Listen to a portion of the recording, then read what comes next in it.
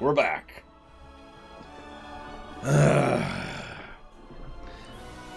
I mean, the Ambassador's not terrible. I think what bothers me most about the Ambassador is the nacelles and the nacelle wings. I like the completely circular, saucer section. I'm kind of with that. But just... what are they doing back there? What were they thinking? Why were they so insane? We may never know the truth. I'm just going to keep talking until we're live. Are we live yet? Do we have any? Hang on, let me check my Discord. Hey guys! Check my own Discord here. Let's see. You suck, lore. You suck. I hate you. You're dumb. Your opinions are wrong. Obsidian's making a survival game. I see there's a bunch of messages and line submissions. I'm guessing that's Dream Whisper. I'm not going to click that yet, because obviously I don't want to look at that on my phone. I want to look at my computer. Ah, well, let's play some Diablo while we wait here. Let's see, Diablo. This is how you play phone games, right? You just randomly move your thumb over the game. No, you're supposed to do this. This is how you know you're playing a phone game, because you're like...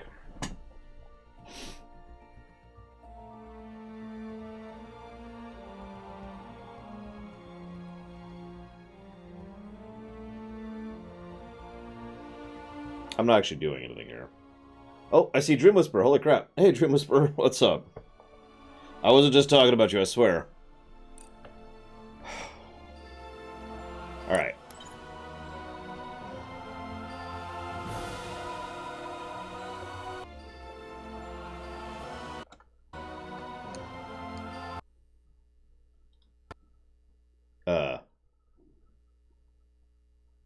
Okay, so that was a hard crash. That's not good.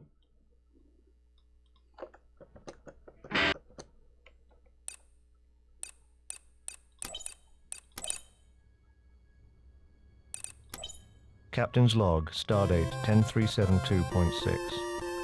While on a survey mission to Galorndon Core, we've received word from a Federation listening post along the neutral zone that a disturbance...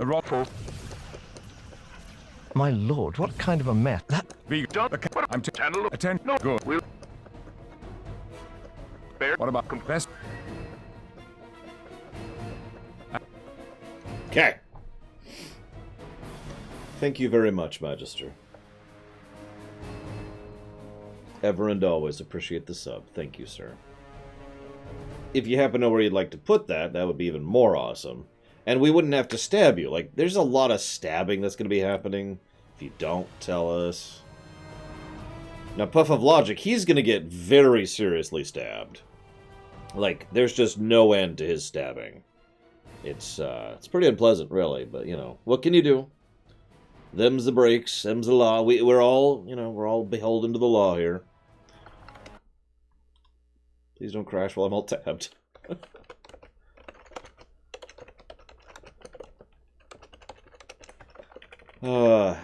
Thank you. Hang on, I'm going to sit up for that one. Oh, God. There we go. Thank you very much, A Puff of Logic. Much obliged and appreciate, sir. Thank you. And I have put that towards crosscode. My code is stuck. There we go.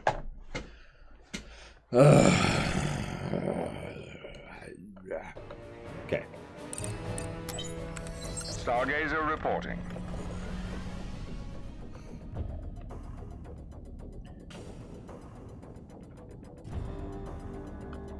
Okay, so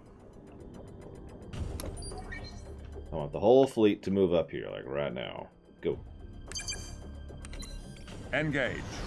What, Obsidian making a survival game? Like, how does that even work? Sir, we're dropping out of warp. Heading set.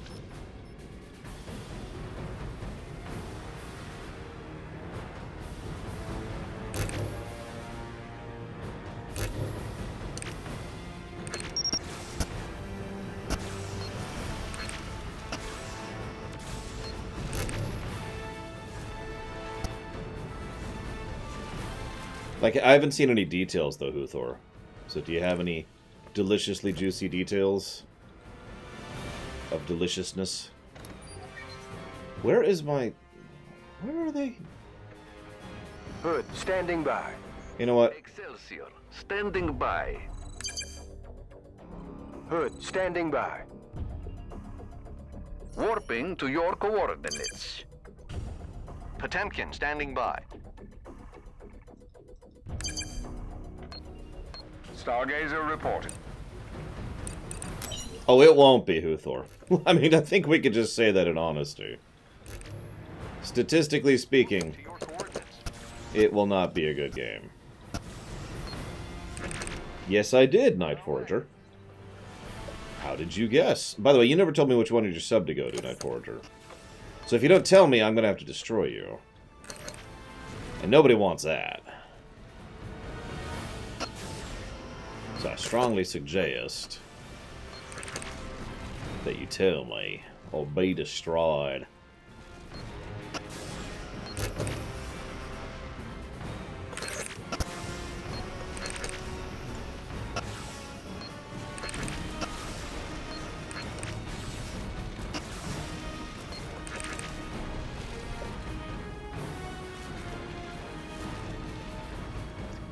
Hey, Ovane.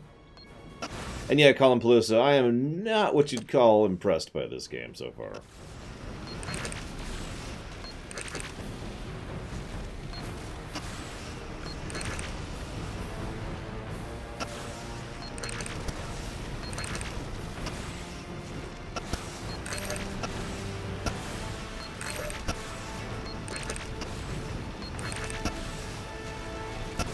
Targeting's working better, though.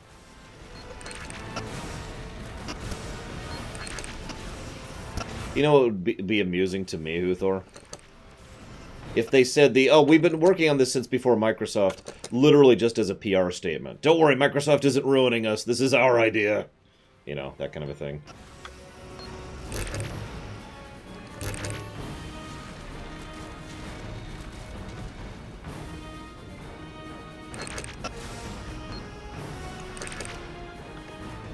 Oh, it's possible. Obsidian has plenty of dumb ideas. It's just, the only reason they would say something like that in a public announcement is to assuage fears on that matter. There's no other reason to mention that in an initial press release kind of a thing, you know?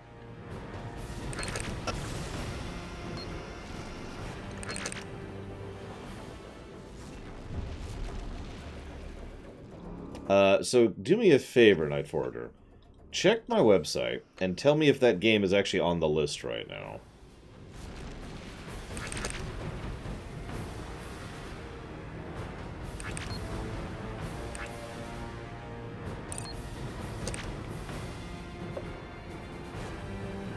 Because I don't remember, and I would just like to check.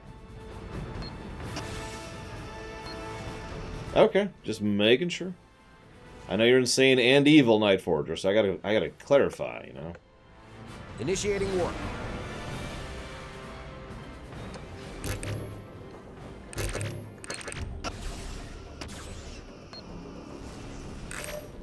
Excelsior to fleet.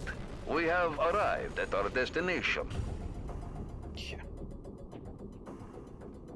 Yeah, like I said, Obsidian, people like to call them the Golden Boys, and for good reason. They've put out some very high-quality products, but they've got their own issues, and they've had their own issues for a really long time.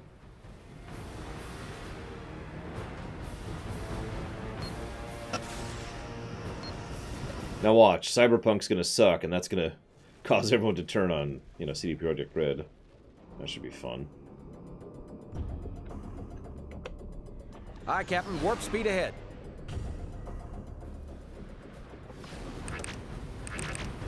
No, this one.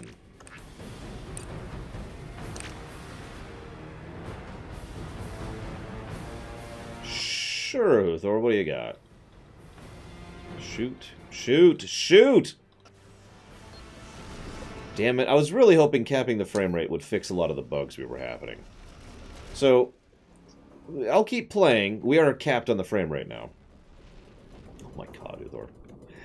But so far, most of the bugs still seem to be happening. And that's a problem. Excelsior 2 Fleet, we have arrived at our destination. Because that means it wasn't just, you know, the frame rate. It's just a buggy game. Unfortunately, I decided to look into this game a little bit, and there's not a lot of information on this game, but there are quite a few reviews of it from back when it came out. And the reviews were moderately positive on the Xbox version, and universally negative on the PC port. Warp speed. So, that says a lot.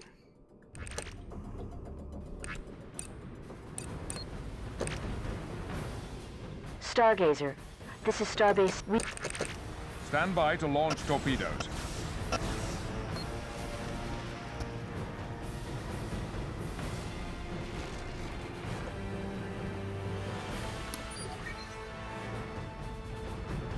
Excelsior, standing by. Go there. God, it's not that hard. Stargazer reporting. Photon torpedoes ready.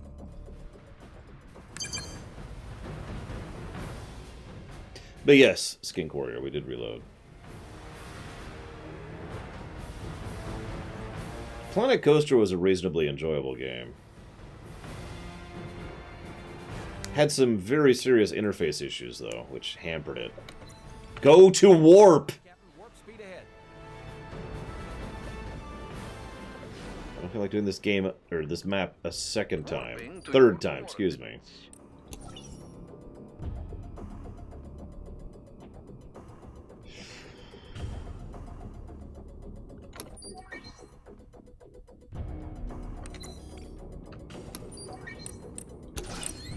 Engaging tractor beam.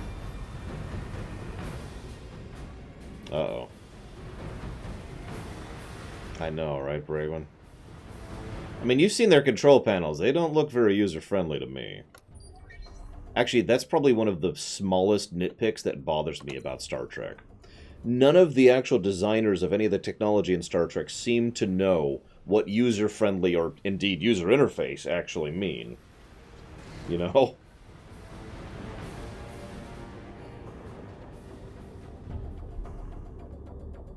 Back to my mobile phone game here. Let's see.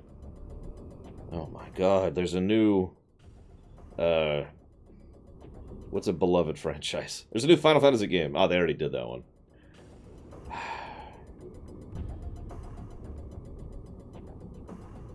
Help me out, what's a beloved franchise game? Serious thing. Why would Rare make an open world adventure game? You know what, I don't even care. Don't care. Yeah, actually, exactly right, Bragon. Probably some direct parallels there.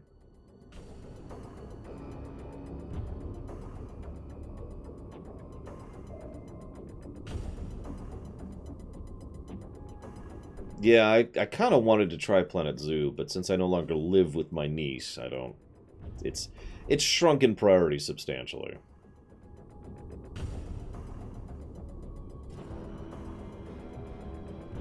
I don't think we're going to make it in time, guys. Probably because it took so long to warp. We're in position. No, that one. Oh my god, game. Really? You're not going to let me target the thing? Whoa! Okay, we're...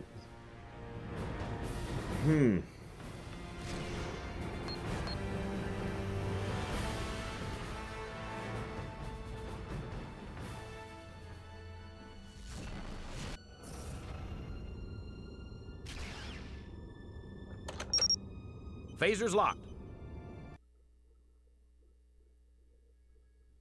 Here's how this is going to work. I'm going to give this mission one more attempt. And then I'm going to frickin' quit. Yeah, as much as I love the Excelsiors, let's get in the really good ships over here. Need the big old ambassadors here. Captain's log, stardate 10-3. Thank God the cutscenes are skippable. No, we're Picard now, Cashel.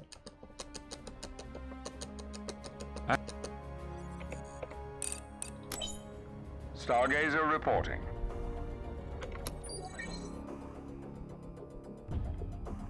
Exeter, standing by. Excalibur, standing by. Adelphi, standing by. Proceeding to warp. Stargazer reporting. On our way.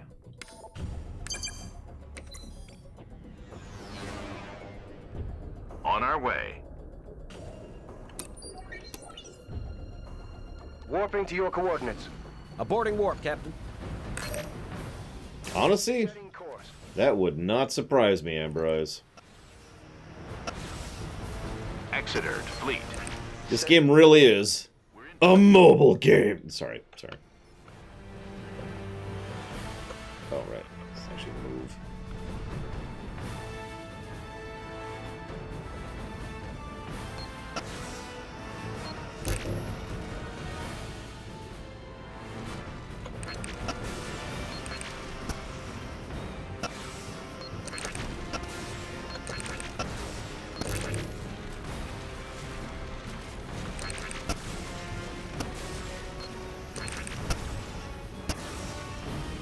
I mean, it kind of feels like one. I wonder what this feels like on the Xbox.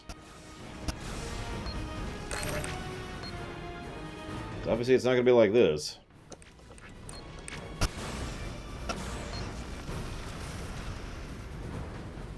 Like I said, I am not the only one having issues here. I'd say thankfully, but, you know, whatever. It is nice to be vindicated.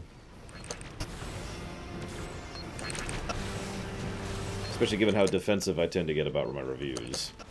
Because people say I'm too negative. And that irritates the hell out of me, ironically. The negativity gets to me, you might say.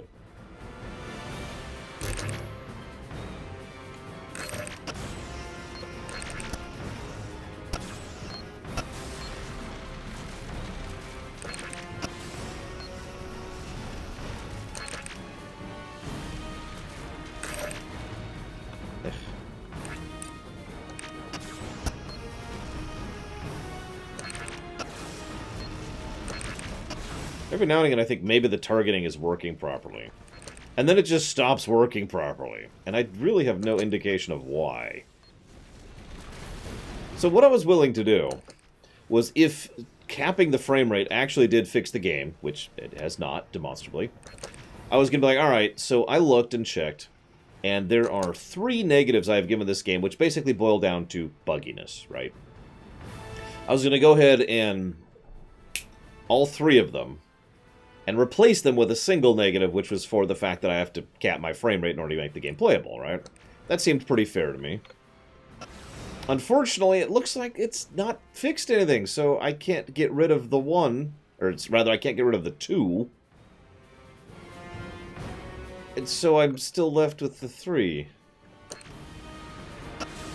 In fact, arguably what I should probably do is give an additional negative for the fact that you have to cap the frame rate to interact with the menu properly. Oh my god. Target the thing immediately in front of you. It's not that hard. Sir, I can't see the target. It's right there. It's right there. I can't see it. It's 5 meters in front of us. I can't shake him. It's not even chasing us. We're going towards it. We can't shake it. No, God damn it.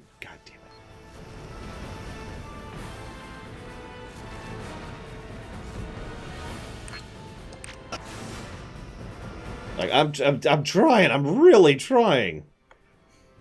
Borjarnen. Which I'm probably pronouncing horribly wrong. I've gotten all the way up to the TNG area. Oh my god. Like, I got this mission, and then, like, I think I'm going to go to Cisco next, because this isn't the actual Picard mission. We're not there yet.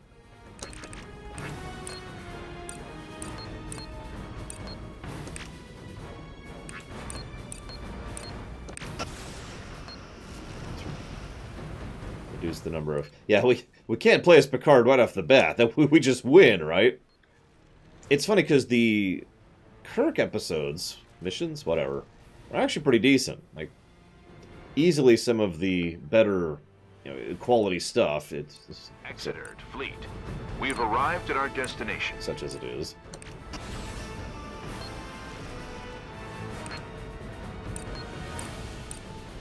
How about the thing right in front of us? Oh my god! I'm about to ram this stupid thing.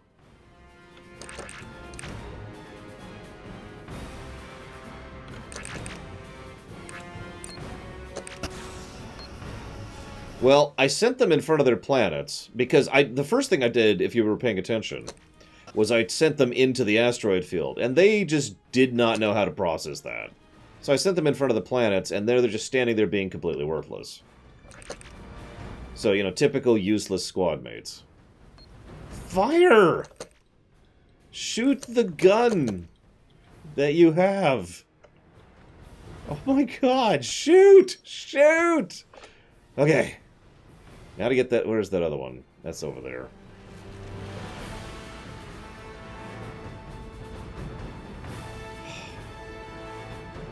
Like, this reminds me of the Homeworld mission, except worse in every way. What's funny, Amber Eyes, is usually the other ships are overpowered. Like, usually they do better than I do in everything. Probably because they're in battleships and I'm in a dinky whatever the mission calls for, right? But, like... God. Okay. Actually, that's a good question. Could someone do me a favor? Oh, finally! Okay. Could someone do me a favor and look up if there's any speedruns in this game? I'm actually rather curious. So, I'm gonna go ahead and warp over here. Engaging warp drive. If I had mid-mission saves, this would be substantially made better. Wouldn't be good, but it'd be better. Aborting warp, Captain. Engaging tractor beam. Alright. So let's go for the far one first, which is what we tried to do last time.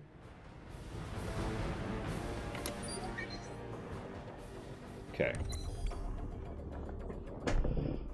Well, I'm gonna go to the bathroom. I'll be right back.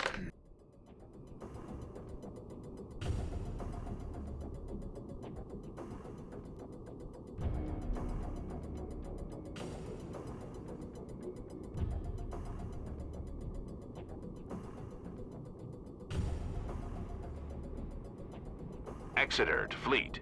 We're in position.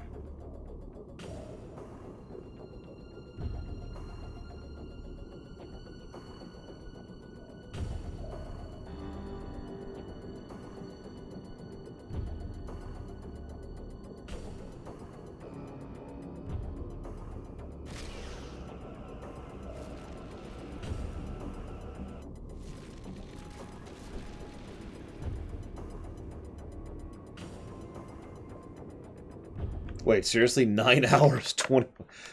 Is that just, like, the only person who's made a run, Ovane?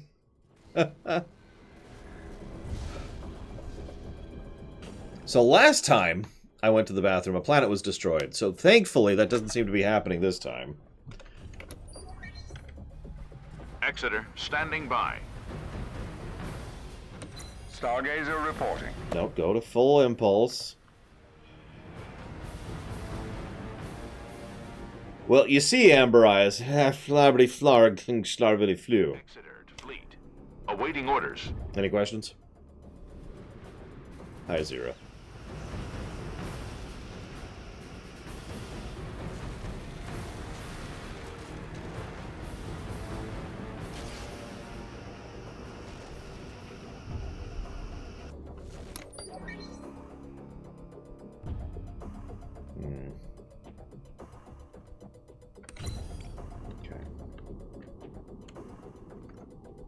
Course laid in.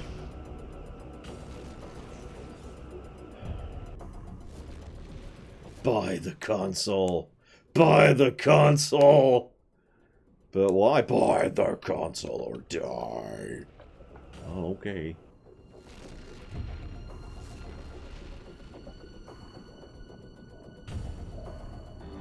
So I predict I'm about to lose the mission. Any takers? Not from this thing. Although, it might get close enough, because it doesn't actually have to reach the target to destroy the planet. It just has to get close enough. Oh my god! The ambassador did its job. Did you see that? Holy crap. Like at the last friggin' second, but still, it's something, right? Still, that's not why I'm going to lose the mission. No, that guy over there is why I'm going to lose the mission. So, we're almost here. There we go. Okay. Turn. Ugh. And frickety go. Course set, Captain. Go! Go! We're in position. Hello, Blueland. Hello, McCool. Go!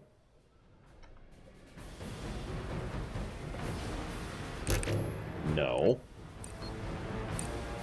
The one that's in front of us. There you go. Come on. We might be... This is it. We're going to lose the mission right here.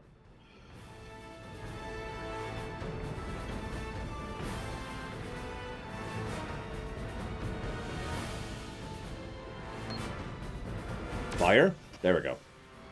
Okay. Now... I didn't want to risk it, because warp tends to make it so I can't shoot for a minute. Okay, so that one's gone. So now we need... Ugh! Then we need to go, like, here. Quickly. Quickly, or the... Go! Engaging warp drive. Okay. That might just be... Exeter to fleet. What? What? We've arrived at our destination. Okay. We've made it past the hard time. The difficult... Oh my god, there's another one right there. Where did that come from? No! I didn't even see that. Up. Warp. Aye, Captain. Warp speed ahead. Fire! Fire everything! Oh my god. Okay. Are there any others? There is one, like, right there. God dang it.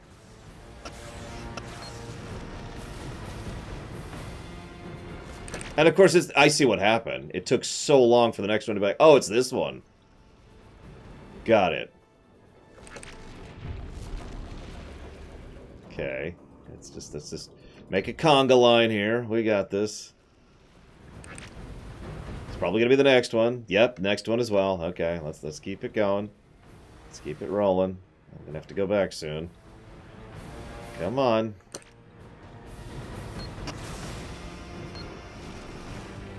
Okay.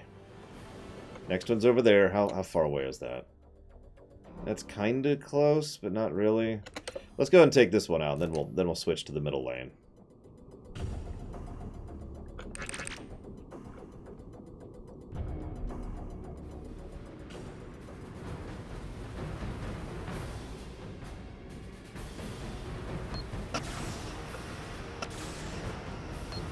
Oh god, don't say that, Maverick. I don't want people to get ideas. No, I should just go straight for these.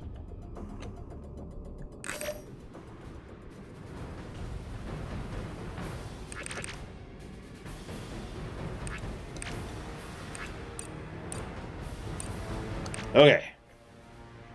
We've targeted the guy right in front of us. Yeah, I'm gonna go jungle for a while on this space debris. Is that cool with everyone? Exeter to fleet. We've arrived at our destination. Just now? I'll need everything you have. Warp speed. Take out that one, because it's probably a threat. Hurry up. Hurry up. Okay. Where are we at?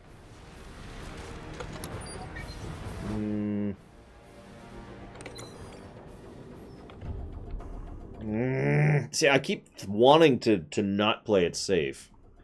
And then I keep thinking, no, I probably should play it safe, because there's no mid-mission checkpoints. So we'll just keep playing it safe. Like you do. Where's the next one? It's that one. Destroy.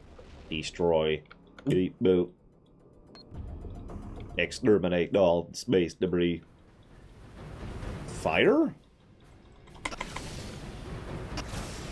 There we go.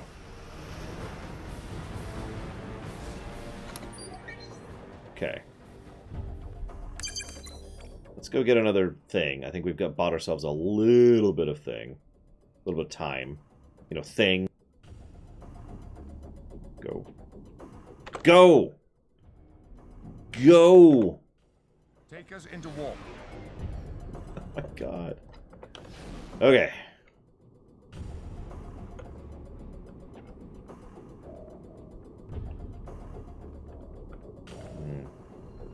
Exeter to fleet. We've arrived at our destination. Course set, Captain. Okay. Engage tractor beam. Let's get this one in position. I think we'll be able to get this. Yeah, we'll be able to get this in time for that thing. Okay. I think we got this, guys. Yeah, I've bumped plenty of things. Planets, ships, asteroids. Bonk.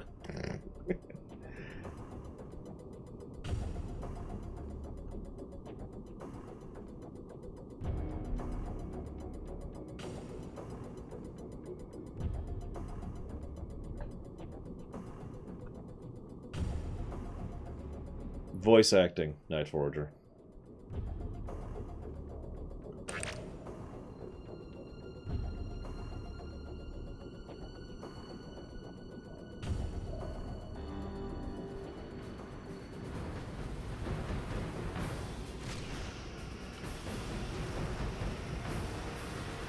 Oh, the turret did it. Eh. Okay. One to go.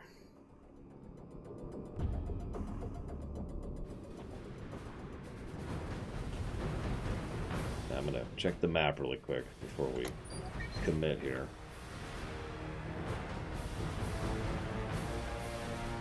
Exeter, standing by.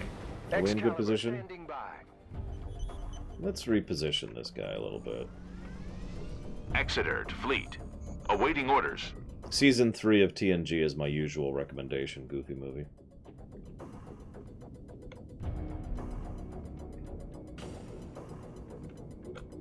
This should be a good spot.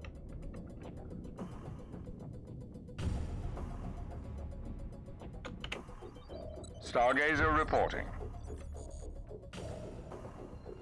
Engaging warp drive.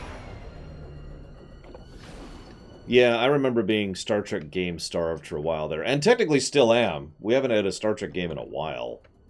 Like, I think the last one was the Abrams one. The Star Trek 2009 whatever game, you know what I'm talking about? Which was... We streamed that one, too. It was, Anyways, point being, STO. Yeah, that's the good Star Trek game for the modern era, in my opinion. I actually enjoy Starfleet Academy to this day. Can't get Klingon Academy working anymore. Doesn't work for me. Hey, Ojunix. Haven't seen you in a while. What's up, dude? Exeter to fleet.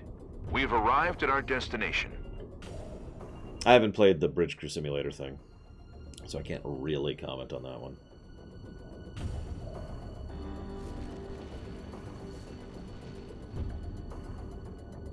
Yeah, pretty much Goofy movie. That sounds actually really cool, Huthor, for fans of the franchise. It's one of those, you know, coffee situations. Sounds awesome, but not for me. Please tell me the mission's going to complete once I do this. Oh, I don't blame you, Bergeron. Stargazer to all ships. We've detected a massive piece of stellar matter on a collision course with Phidian 3. Its sheer mass and velocity make it unlikely we'll be able to destroy it using our phasers or torpedoes. But we may be able to use the mass of the other fragments to inflict more damage by impacting some of the smaller debris into the larger ones. Transfer auxiliary power to your tractor beam systems. We'll need all the power we can get. Okay. Please tell me you're joking, Huthor. I have played Elite Force, and I did like Elite Force. Although I don't remember when that came out. Does anyone remember when Elite Force came out, the Voyager game? The surprisingly good Voyager game?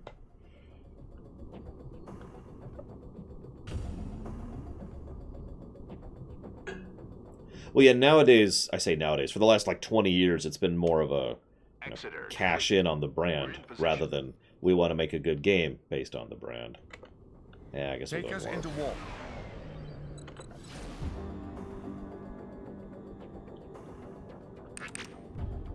Okay. Stargazer reporting. God, that's actually longer ago than I thought.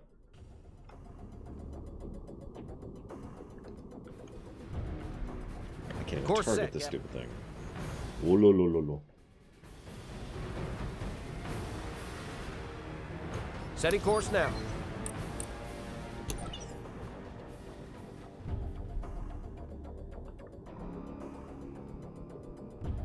What's the difference between the Definitive Edition and the HD Edition? I didn't see anything that clarified that for me.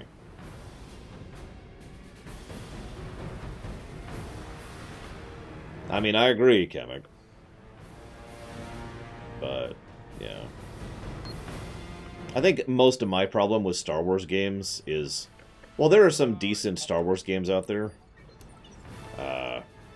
Most of them are not the Star Wars games I want. Excellent. We should be able to set this fragment on a collision course with the large stellar debris to break it up.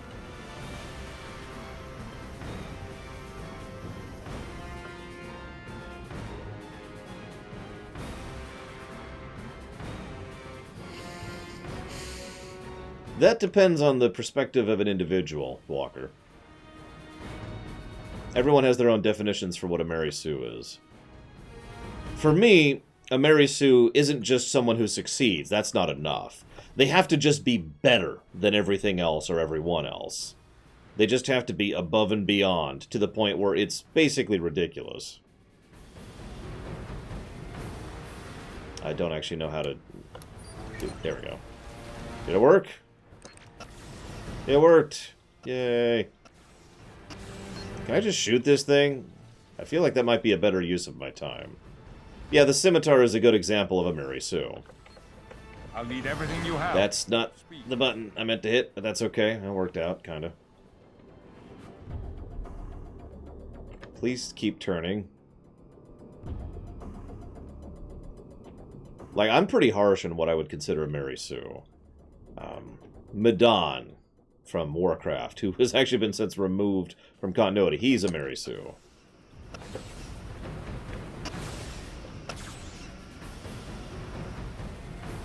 Exeter to fleet.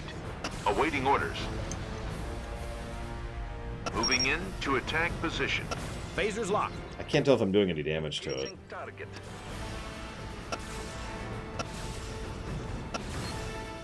Yeah, I'm watching pretty closely. Doesn't seem to be moving, so yeah, it looks like I'm gonna... Oh, nope, there it goes. The torpedoes moved it. So yeah, let's see if the fleet can do any damage while I find some more asteroids to grab.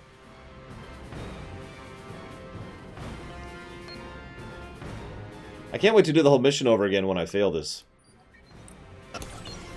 Setting course now. Moving into attack position. Engaging target.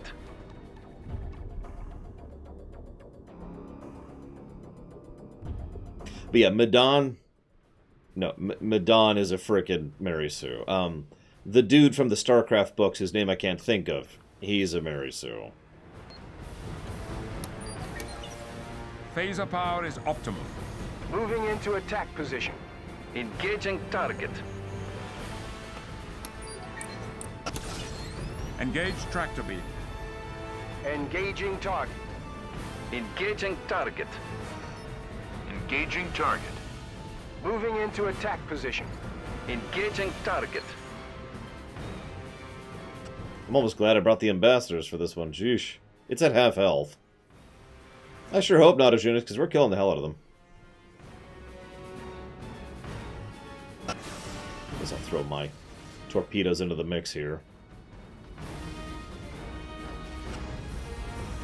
Stand by on phasers. We fragmented the largest piece, but the resulting stellar debris is still on course for Phidian 3. Continue targeting the remaining pieces. It's imperative that we destroy them before they can hit the planet.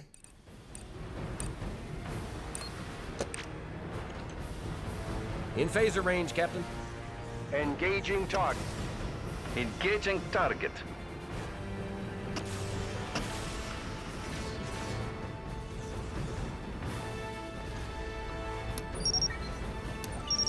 Our efforts have paid off today.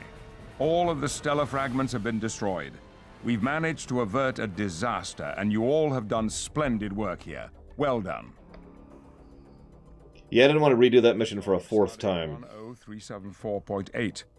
This is my first entry as the captain of a starship, though I wish my command bars hadn't come with such a high cost. With the loss of Captain Ruhalter and several of my crewmates, I grieve for us all.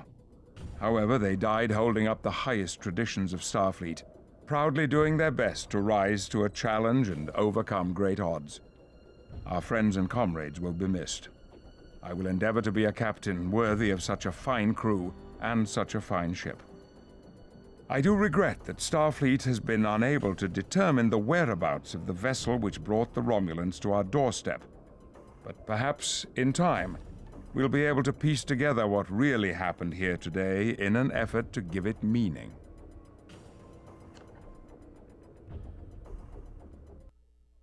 Nope. We're never doing that mission again. So I think, yeah, no? Okay, so hang on, what we got here? So we have access to some slightly better ships now. Let's get rid of these ambassadors. We could get a Nebula, and Nebulas are kind of awesome.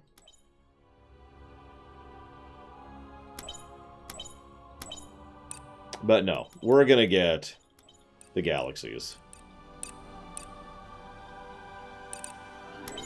Acting Captain's Log, Stardate 45252.6.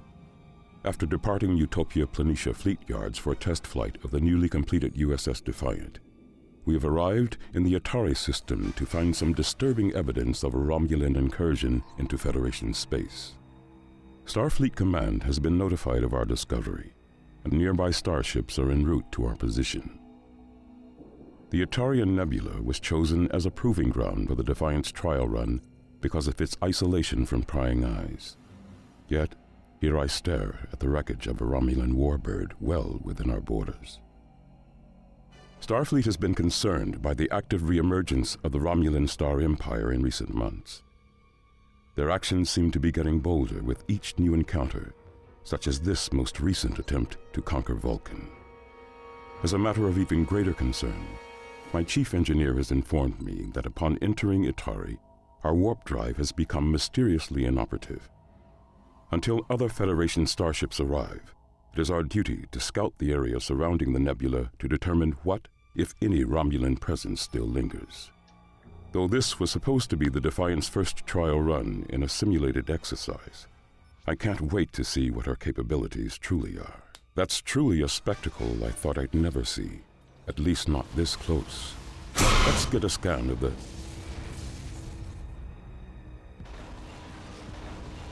This is Season 2 of DS9, by the way.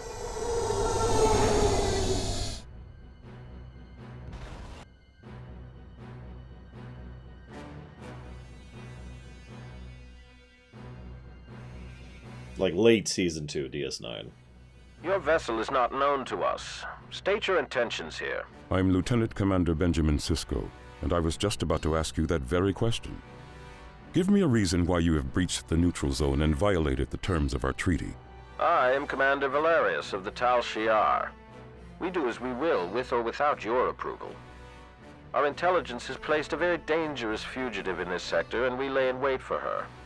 Am I to assume the disruption field inhibiting our warp drive is your doing?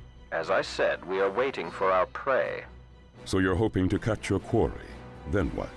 Then we intend to destroy her for the Romulan lives she has extinguished. Our justice and laws demand no less. Our laws mandate that anyone in our space is to be judged by our standard. If you wish to extradite a prisoner, you must go through the proper channels. You cannot simply... Do you take us for fools, Sisko?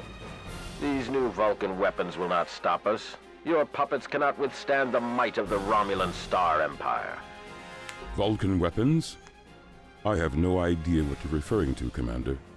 But the Federation does not attack its neighbors. You lie. I've seen firsthand what your allies did to one of our worlds. Yet one of your ships was unharmed by the Vulcan assassin you sent into our space. She plagued us for years, and now we will know vengeance. I'm not sure what you're basing your intelligence on, Valerius, but from where I'm sitting, you're the one who is in direct violation of our peace agreement. You dare feign ignorance? We both know I can't just leave you to your own devices here. You have violated our space. Enough. This conversation has become tiresome, and you are more useful dead than interfering with my plans. Get us into that nebula fast, Ensign. Full impulse power.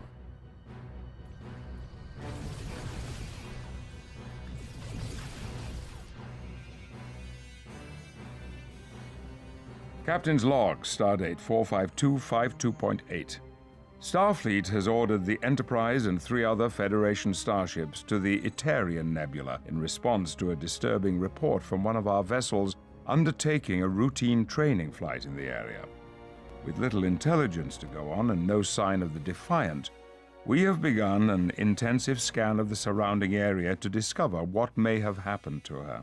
My chief engineer says all our systems are functioning properly. However, we seem to be unable to create a stable warp field.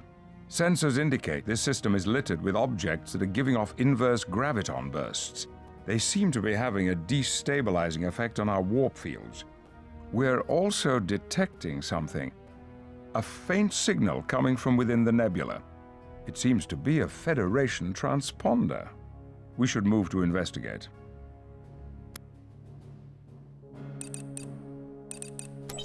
So yeah, I just looked it up. Apparently this is in fact Season 5 TNG.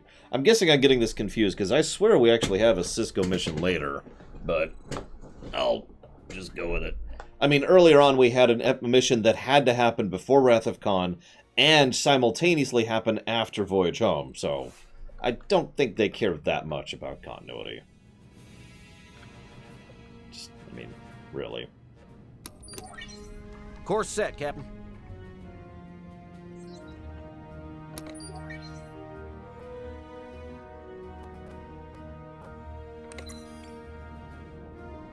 Now that's a pretty ship. A much better ship than the Excelsior, obviously.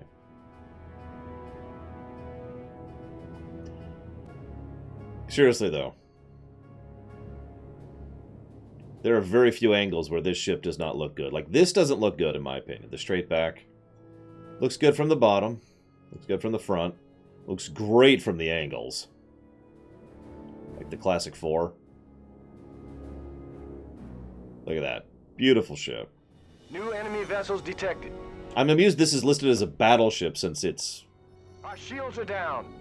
It's a Federation disaster beacon. There's an encoded message hidden within the carrier. This is Lieutenant Commander Benjamin Sisko, acting captain of the Defiant. We've been attacked by Romulan warbirds, and have been unable to get word back to Starfleet of the Romulan presence here. We were unable to elude them, having been restricted to impulse speeds. Seeking refuge within the nebula has bought us time, but they are very near to discovering us here. Any Federation vessel who discovers this beacon should attempt to destroy enough warp inhibitors to disable the disruption field. Only then can you form a stable warp bubble and escape.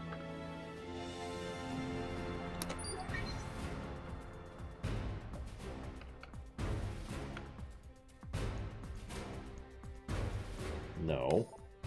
Course laid in.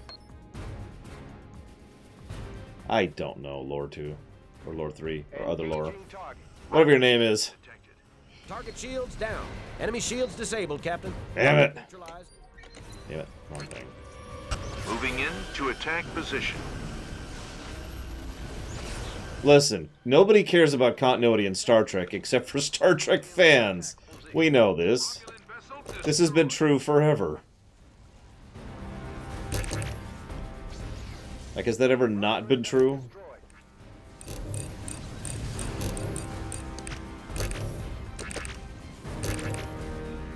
Actually, I do find it funny how, in my estimation, the actual fans of Star Trek all tend to care more about continuity than, you know, most of the actual writing staff. Like, you see some of the interviews from some of the main writers, and they're just like, completely blasé about things. Enemy shields are down. Oh, let's have this person do this. Disabled, Captain. But they... Target destroyed, Captain.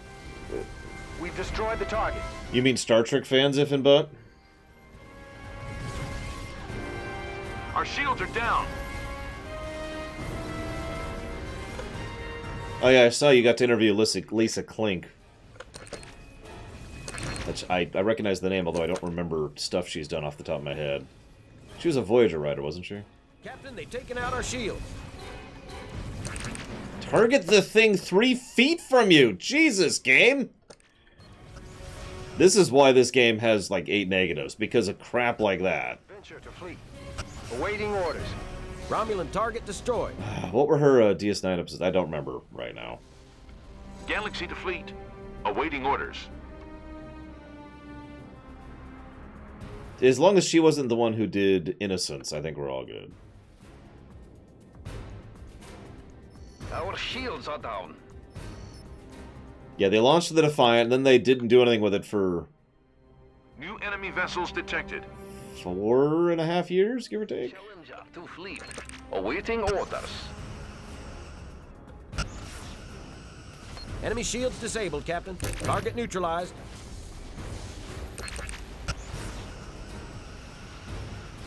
Captain, enemy shields are down.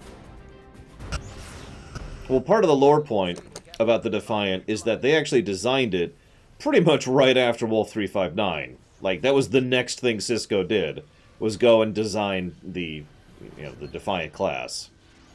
And then they were like, oh, well, maybe we don't really have a big reason to focus on a battleship. Like, we haven't had any Borg issues lately, so maybe we could just focus on some other things. And so they basically pulled the plug on the entire project. There is no escape for you. Yeah, this D'Deridex is for some reason proving difficult to defeat. I'm not sure why. Look at this, I'm barely denting his shield.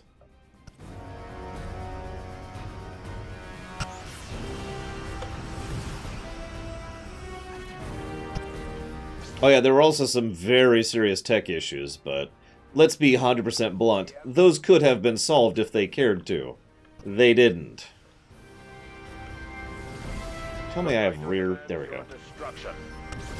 Why is the Praetor demanding my destruction in the exact same tone as the Enterprise era? Don't answer that question. Romulan target destroyed. Where is my fleet? What is my fleet doing? Get over here!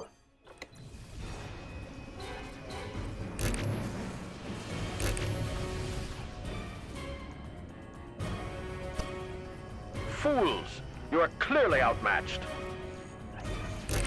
I mean, if my AI would have a millimeter of a brain, just one nanomicroscopicin of a brain, I can't even target the enemies. There we go. Yeah, my fleet is just hanging out over there. They're still not over here. They're just like what? Stand by to launch torpedoes. Romulans. Come here. No escape for you. I knew it, Vigilant. It's the same Praetor. That's what it is, because Romulans can live pretty long.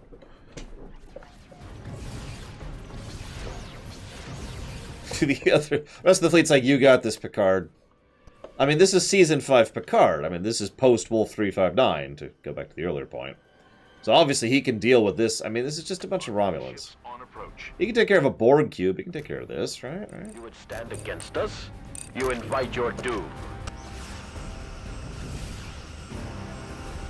Captain, enemy shields are down.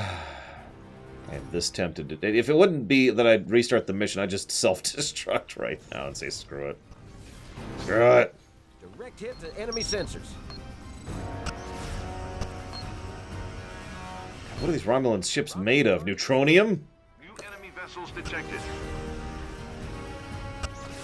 Everyone lost someone at Wolf 359. Hey, that's Picard. Let's let him go forward a little bit. Let's let him figure things out for himself. Sir, Picard appears to be invincible. What? Enemy weapon system damage. Yeah, we have cheats on, by the way, so... don't think I could tolerate these awful controls, awful AI, awful interface, and lackluster mission design if I wasn't literally invincible.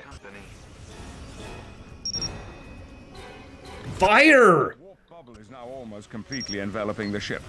My engineer believes we have destroyed half of the emitters necessary for us to regain warp drive. And who is your engineer, Picard, in Season 5 of TNG? Who would that be, sir? Yeah, my fleet is just hanging out over there. You know what? I'm gonna go to the fleet. Hey, guys. Hey. Hey. Hey. Over here. Hey. There is no escape for you.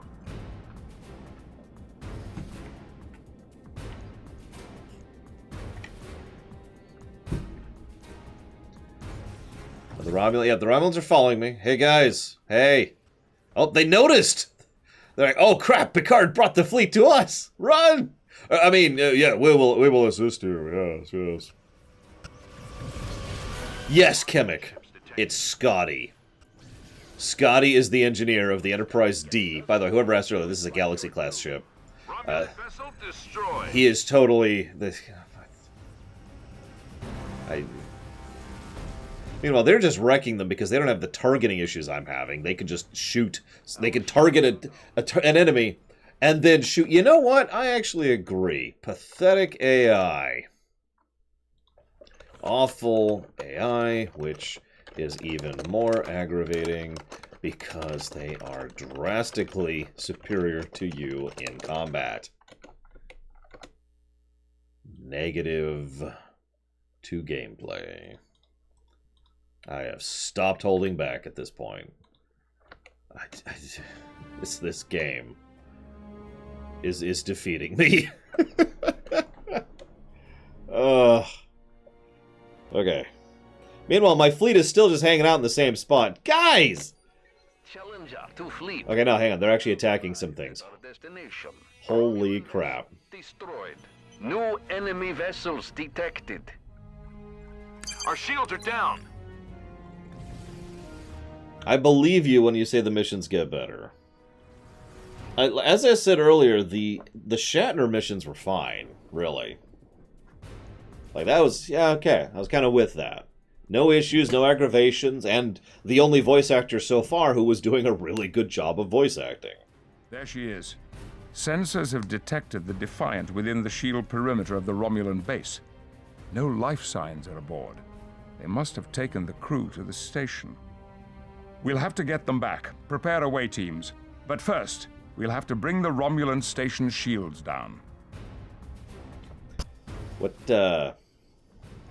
you know what? I don't think I care, honestly. There is no escape for you. Galaxy to fleet. Awaiting orders. Romulan vessel destroyed. It's all in honor of Admiral Chekhov. Kira White Noise. Yeah, if the station cloaks, we're screwed. It's over. Venture to fleet. Awaiting orders.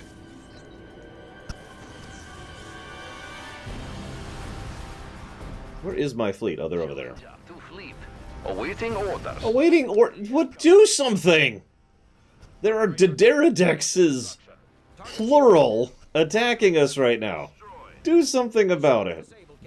Target neutralized. Target shields down. Direct hit to enemy weapon system. Romulan vessel destroyed. Romulan target destroyed. Oh my sorry, god. Captain. What? I'm sorry, Captain. The Romulan target was destroyed. Target shields down. New enemy vessels detected. Romulan target destroyed. Romulan vessel destroyed. We'll save you, Cisco. Their shields are down. Away teams, stand by. Transporter room, energize. Away team to Enterprise. We're aboard. Beginning infiltration. Understood. Keep a lock on them at all times, Chief. No, the Borg have, like, a bright green glow. Romulans have, like, this kind of puce forest green thing going on. New enemy vessels detected. Away team to Enterprise. We have them. Cisco to Enterprise.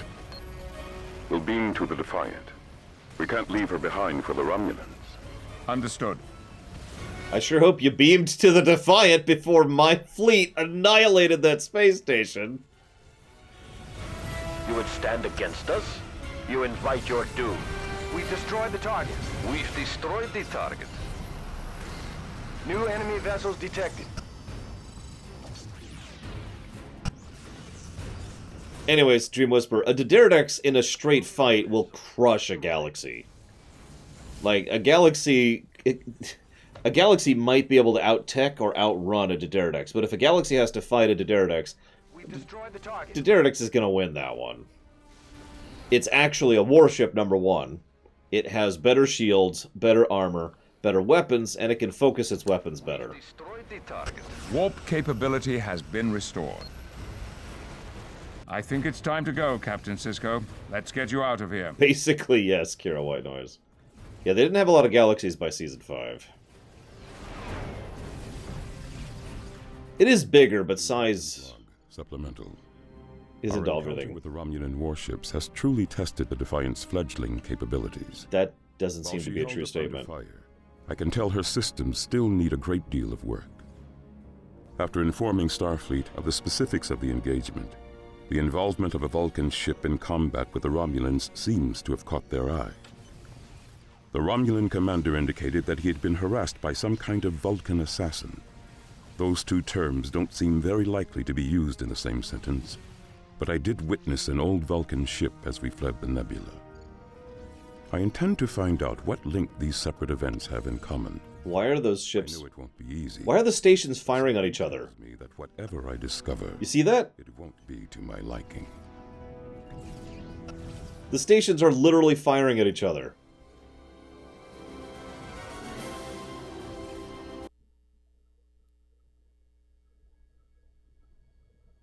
It's the... Also, why would two space stations be that close to each other? That is, like, actually recklessly, dangerously close to each other. Anyways, Gum Gum, I didn't miss the question, but the answer's no. There's no, like, code 16 or whatever. The only code I've ever come up with, other than, obviously, all the communications codes, is the base Delta Zero, which I took wholesale from Star Wars.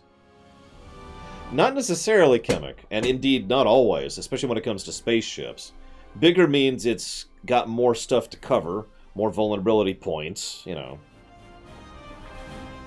It depends on the nature of how it's designed. So now we're in the Sovereign.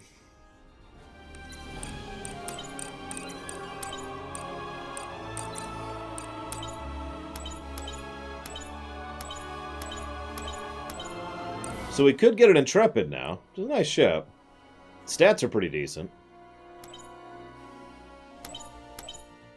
But no, we're gonna have just a Sovereign fleet. Everyone cool with a fleet of Sovereigns? Personal log, stardate 57327.8. The wheel is come full circle. There has been a great adjustment on the Enterprise with the loss of Commander Data, and with Will Riker's and Deanna's new postings. Amid so many new personnel, I feel, at times, alone. I fear the legacy of this vessel is coming to an end, though I know she will carry on long after I am gone. For my part, I don't want this to be the last page of my journey aboard this ship. My ship. My latest assignment has me confronting a problem the Federation has dealt with since its founding. One I may very well have set in motion. Is this the promised end? Beaver McDeaver, no. No. I see the Federation's official delegation has arrived. Now we may begin the process of a civilized and orderly solution to all our problems. I am Admiral Janeway, representing the interests of Starfleet in this matter, Terrell of Vulcan. And I am Captain Jean-Luc Picard. Locutus. Yes, I know who you are. Forgive me, madam, but that is not my name. Your current designation is irrelevant. We know you as Locutus, though the Collective may have changed a bit since you were last a part of us. I see no change in the Collective. An armada of Borg vessels looms above a Federation planet, which usually means ill intent. Just so. These feeble minds are no match for my mental disciplines. We are so much more than the Borg of old. You sound the same as the old queen to me. While you are no doubt testing my resolve, Catherine, may I call you Catherine? We are Vulcan, not Borg. We? Don't you mean I? Look what has become of you. The Borg have changed you, altered you. Your cursory examination of the situation is misguided, Locutus. I have molded the Borg into a tool of total logic. Surely it is better to be part of a union working for a common goal. That is the heart of the Vulcan philosophy. Knowledge and understanding in all things. Sounds like a dictatorship to me. Why don't you skip to the part where you tell us why you're here and what it is you really want? Have I not made my intentions plain enough? I wish to put an end to all that is illogical in the Alpha Quadrant. Is it not illogical to force these changes, as you define them, upon others? To expect logic to triumph through pacifism is illogical, Locutus. How many times must you see it through all of your histories, even that of my people, before we found a more responsible way of existing? Responsible? Is that how you would define the deaths of the thousands you have sacrificed in pursuit of your personal paradise? Regrettable incidents, but necessary for the ultimate good. Enough of this, Tyrell, if that's still who you are beneath all that Borg technology. Withdraw your forces from Federation space immediately. You refuse to understand that the logical choice is to surrender. Tyrell, if you truly control the collective, then let it be sundered. Free the millions of souls who have been taken by the Borg. You are still Vulcan. Don't let them take that from you as well. We cannot hide what we are. In this, though we cannot be said to be flattering honest men, it must not be denied, but I am a plain-dealing villain. In the meantime, let me be that I am, and seek not to alter us. Goodbye, Locutus.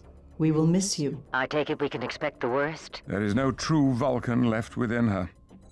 She won't stop until every planet has become the paradise she desires. Then we'll go with your plan, Jean-Luc. Take command of the fleet. I'll be back with some friends. Janeway out. I like how the game can't decide if she became a victim of the Borg or if she invented the Borg, because we've heard both stories if you're paying attention.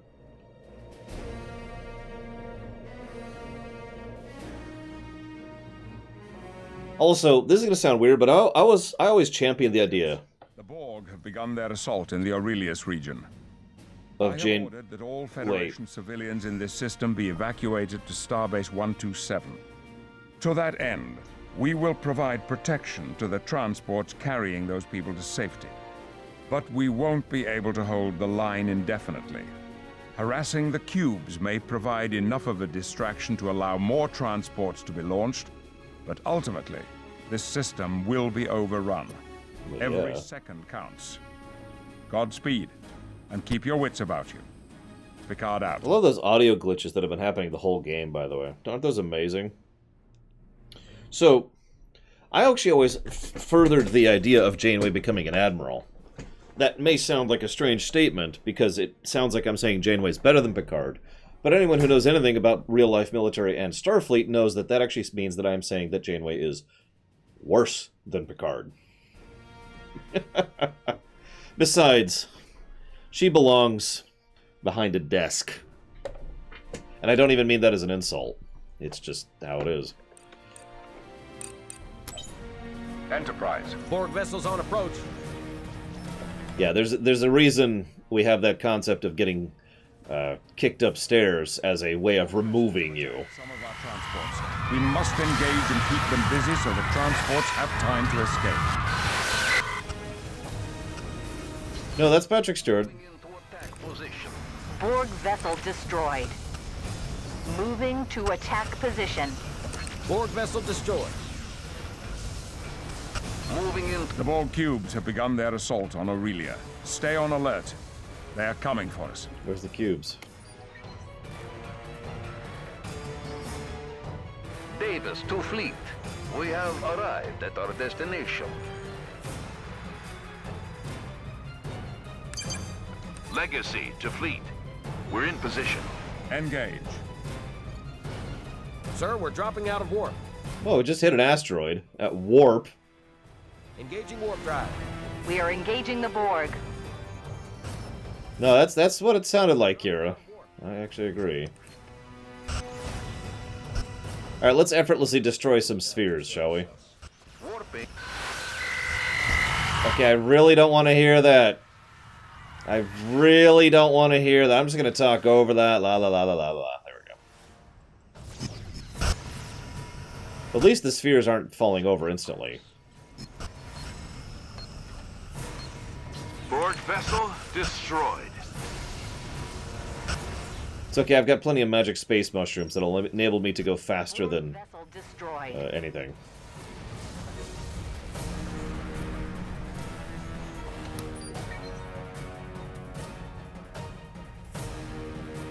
Legacy to fleet. Awaiting orders. Proceeding to warp. Has Starfleet ever been useful? Oh yeah, plenty of times. As much as I mock and make fun, I will always say that the Federation is what I would call a good organization, a net positive, if you will. I would rather be a part of the Federation than most fictional settings. Or real-life ones. No! Screams! Hi, Platy. Ignore the screaming.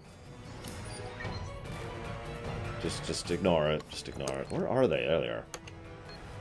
Setting course now.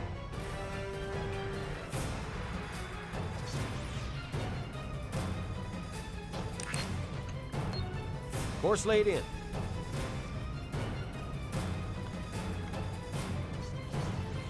I think they would, Baron. But I also think Pokemon would mix with most things pretty well. Borg vessel destroyed. Incredible voice acting. Moving into attack position. Oh yeah, can we get our hull plating back online? Engaging the Borg. We're having issues. That's the kind of statement that you should say along the lines of, I am wading through the lava. Moving to attack position. Engaging target. Moving in to attack position. Borg cubes are assimilating another planet. The civilians there are helpless without our intervention. Borg vessel destroyed. Enemy vessel detected. Your culture will adapt to service us. In phaser range, Captain. Engaging target. Stand by on phasers. Oh, I'm sure there'll be at least some positive Mookwell. There has to be. There has to be. Even Anthem got a positive. I think two, actually. The Borg, that's actually a long and complicated answer, Gum Gum, which I don't feel like answering right now. Borg vessel destroyed. There's a lot that went into the creation of the Borg. They were also developed over time from a multitude of sources. We will add your distinctiveness to our own. Actually, it's funny you say that, Huthor. Near as I can tell, most of the ships I've been using are actually from the mod I'm using, not just, you know, the core game. I could be wrong about that. I'll have to double check that.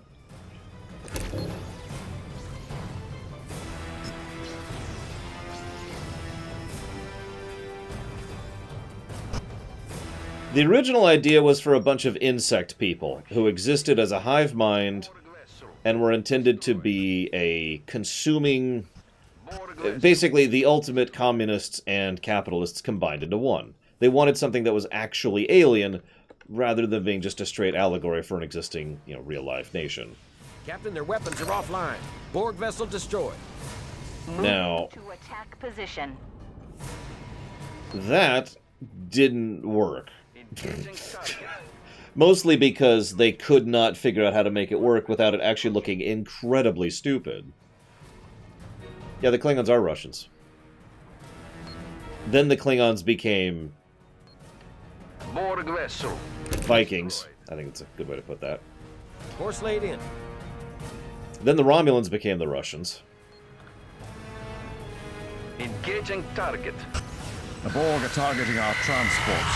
We have to keep them off those ships until they can reach the starbase. Anyways, I'm getting off topic. So the Borg were like, ah! The Borg, Plutonia. Moving into attack position. But the problem was they literally could not do it and make it look decent because, you know, funding and budget and technology. So they were like, okay, well, why don't we do something really cheap instead? So they made people with some fairly cheap-looking, you know, crap equipment kind of smacked on. And the Borg came into being. We are engaging the Borg. You know, you say that. That cube is partially in that planet, by the way. Borg vessel destroyed. And yeah, Cardassians are definitely the Borg vessel destroyed. Germans. Let's just put it that way, because there's good Germans, and then there's Nazis, and that's the Cardassians right there. We've lost one of the planets to the Borg. All civilian vessels from that planet have been assimilated. Phasers locked. Borg ships, Captain. Moving into attack position. Someone stab Chemic for me really quick, please. Prepare to return fire.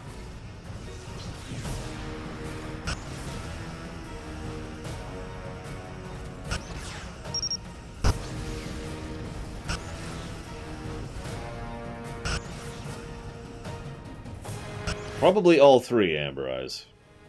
If I were to guess. Is my fleet here yet?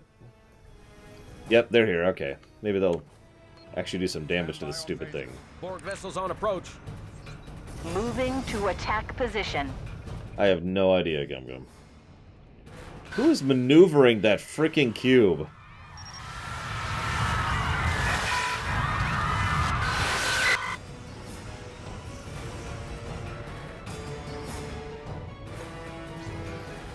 Yeah, that's true. This is post-Nemesis, which is post-Endgame. So yeah, we've got all the anti-Borg tech.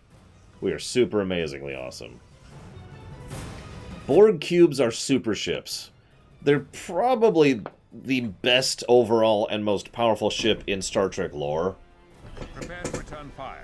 And,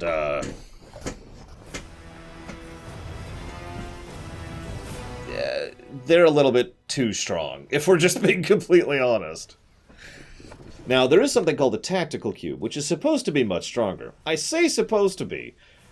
We are engaging the Borg. You ever have someone show up and say, hey... You ever read Vendetta? Other lore? So, there's some concepts here.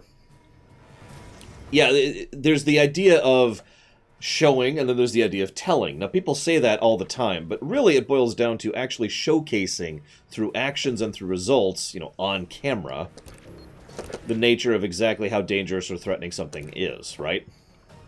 Well, the cube has been very well established as being an absolutely terrifying force of doom. The tactical cube has been talked up like it's a terrifying force of doom. But the only real times we've ever actually interacted with it, it's been pretty pathetic and easily and effortlessly overcome. So... Borg are targeting our transports. We have to keep them off those ships until they can reach the starbase.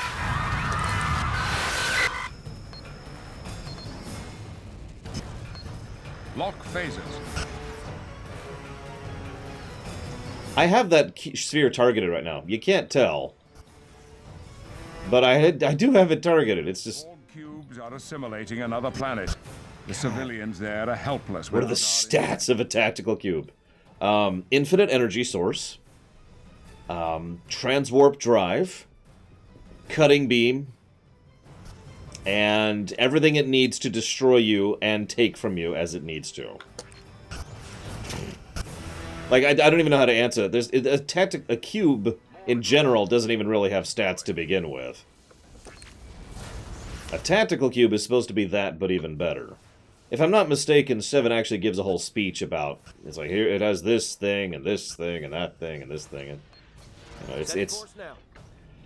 Yeah, you know how it is.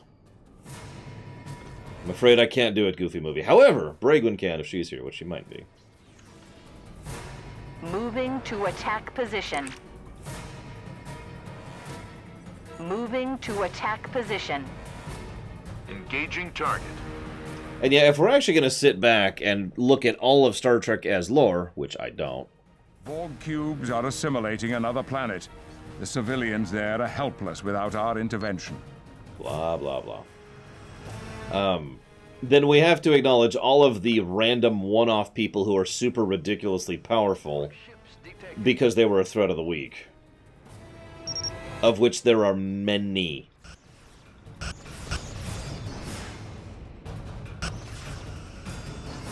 Like, I've never actually sat down and figured out how bad it is, but there's a bunch of stuff in TOS and TNG and Enterprise and Voyager and DS9. And almost all of them are just like one-offs, but oh my god, they're so super powerful. I've decided I hate this mission. We are engaging the Borg. No, Gum Gum. Not even close. Not even the beginnings of close. Lasers ready, Captain.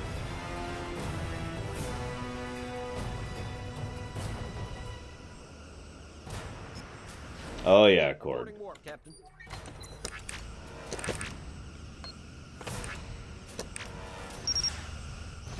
What the... Not even a 1 year war. No. No. No, the Combine, they've got nothing on the Fed. They have no advantage over the Federation. Proceeding to warp. Enemy vessel detected. Borg vessel destroyed. As usual, Warhammer 40k wins, Beaver McDeaver, so Warhammer 40k would win. But I'd like to think the Borg could at least withstand them for a while, which just says something about how stupid the Borg are. Oh yeah, by the way, I am obviously a fan of the Borg as a concept, but I will freely and openly admit that the Borg are actually really, really dumb. Borg vessels have attacked some of our transports. We must engage and keep them busy so the transports have time to escape. Oh, Daleks would be curb-stomped by the Necrons. Just thunk. What causes the Borg to be OP? The Borg have 3 advantages, really. Assimilation, adaptation, power source. The way that they tend to deal with things is like, okay, you shoot them with an energy gun. And the energy gun's like, oh god, it's so damaging. And as a consequence of that, they analyze the specific nature of exactly what type of beam you're using against them. Then they use that incredible power source I just mentioned to basically form a counterpoint to it. In short, a perfect counterbalancing energy to simply prevent it from doing any damage to them. That's adaptation. Now, the only reason adaptation works in any lore sense is because of that power source thing, but that is one of their advantages, and it's, as I've said before, it's actually one of their biggest advantages, even more than adaptation or assimilation. The fact that they can keep pouring out absolutely ludicrous amounts of power. Vessels from that planet have been assimilated. So, that's the first 2 big advantages. The third advantage is assimilation. This is probably what most people remember most about the Borg, probably because it makes them extremely terrifying. I want you to imagine for a moment that one Borg drone was just ended up on Earth. Real-life Earth. That's probably the end of all of humanity. Davis to fleet. Awaiting orders. One drone. Legacy to fleet. Awaiting orders. Yeah, that's it. That's game. And that's the assimilation advantage right there. All civilian vessels from that planet have been assimilated. Like, it is, if we had the understanding and comprehension of what was happening, and got a hold of people who, you know, had access to things like nukes, that might actually happen. But considering the Borg could literally assimilate en masse in seconds, because it literally only takes seconds for a Borg to assimilate someone else. Yeah.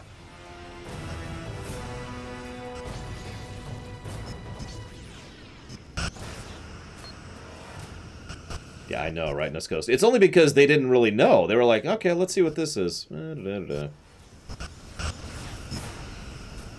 Dilithium would be the traditional one, Dream Whisperer. Borg vessel destroyed. Borg vessel. I believe I already answered that question, Baron. Okay, I'm going to assimilate you. Now you're going to assimilate someone while I assimilate someone. Now all 4 of us are going to assimilate someone while all 8 of us assimilate someone, while all 16 of us assimilate someone, while all 32 of us assimilate someone. Resistance is futile. Now, there is kind of a finite cap on that, but they could probably get a few, 1,000 drones going off of one drone. And that would be enough to get them the access and resources they would need to start building and producing new nanites and new power distribution nodes and blah, blah, blah, blah, blah.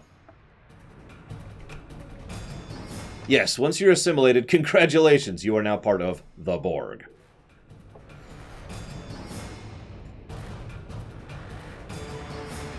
What Amber Eyes says is true. You will not fully be a Borg drone until you are, properly brought in. However, they can pull you into the collective in seconds, as I said earlier. Prepare to return fire. Just by, Captain Sensors report enemy the quick and dirty version. Everything you have. Oh yeah, Borg would crush the Reapers like a bug. I've said it before and I'll say it again. Warping to your coordinates. Where's the... Oh, there he is. Oh yes, the best part is you're fully cognizant and aware while you're a drone. Cubes are assimilating another planet. The civilians there are helpless without our intervention. The closest we see to the rapid-fire assimilation is actually in the movie First Contact, where we see people who have been assimilated just a few minutes ago helping assimilate other people, in answer to your question, Niscosta. Thank you very much for the sub, Beaver McDeaver. Much obliged and appreciate, sir, as always. Thank you. And if you happen to know where you'd like to put that towards, as far as funding or showing interest in a future stream, let me know. I am doing no damage to these guys, which normally would actually be a good thing, but I hate this mission, I don't want to play it, so... 15. I think I am going to fail at this mission.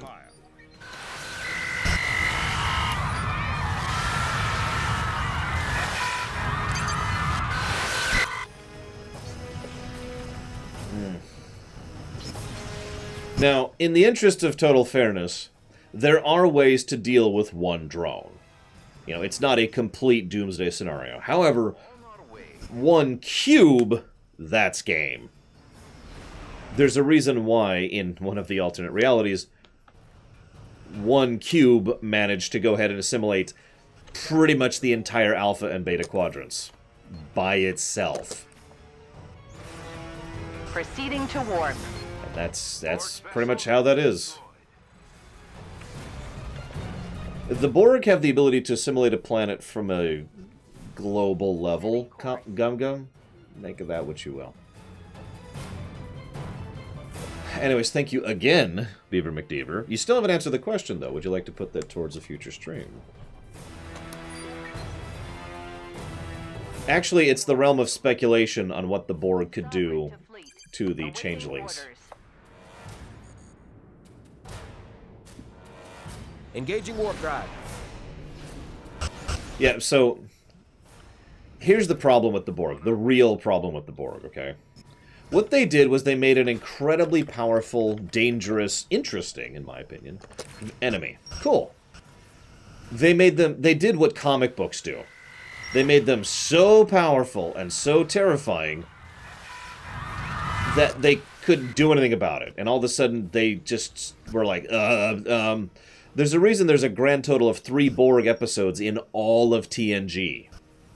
4 if you count Descent, which, to be perfectly blunt, I do not. But even still, that's 4 if you count Polytechnically episodes in 7 seasons. Now that's correct, in my opinion. You shouldn't overuse a character like that, because that's ridiculous, right? However... Destroyed. The problem is that in Voyager, they were like, okay, we need to make the Borg the boogeyman because they're in the Delta Quadrant, and that was one of the original plans.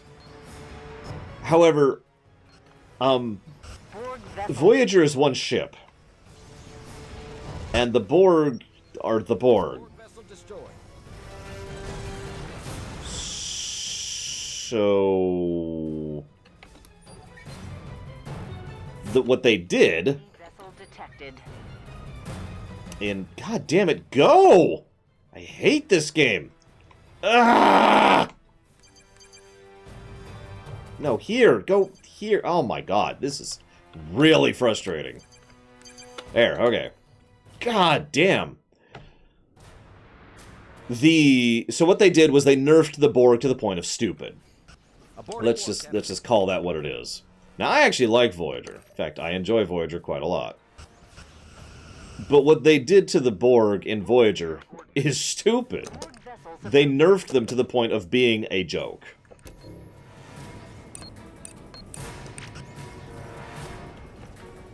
So, it's kind of hard to really talk about the Borg, because literally, no matter what version of the Borg you're talking about only one particular slice of the Borg. There is no real continuity with the Borg. Not really.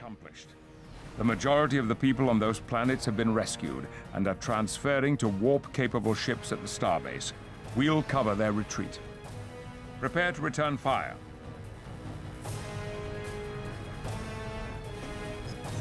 You know us too well, Locutus. Perhaps you are more formidable than I had previously thought. If you want my attention, you shall have it.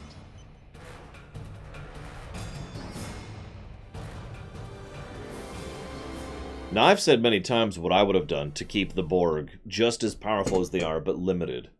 I would have kept them down to one ship, maybe two. And that would be the Borg. Because, for those of you not aware, the Borg are actually this absolutely gargantuan galactic-level power with a huge chunk of space. And, you know, trillions upon trillions of drones and hundreds of cubes and super mega complexes the sizes of moons, right? And the problem there is, no matter how you look at that, they should have already won. These guys, this is canon. The Borg literally have a transwarp conduit directly to the Sol system. You know, Earth. They have multiple transwarp hubs. They have access to the whole freaking galaxy in minutes. You remember what I mentioned earlier about how Star Wars is super fast compared to Star Trek? Well, the Borg are even faster. Yeah, the Borg could quite literally send a cube to the homeworlds of all the big three, just like that.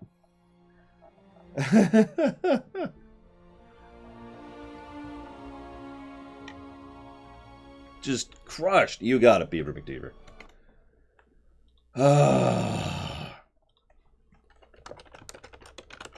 This right here, by the way, this is the great paradox of being a Star Trek fan. Because I love Star Trek, okay? I love Star Trek. I have loved Star Trek since I was 4.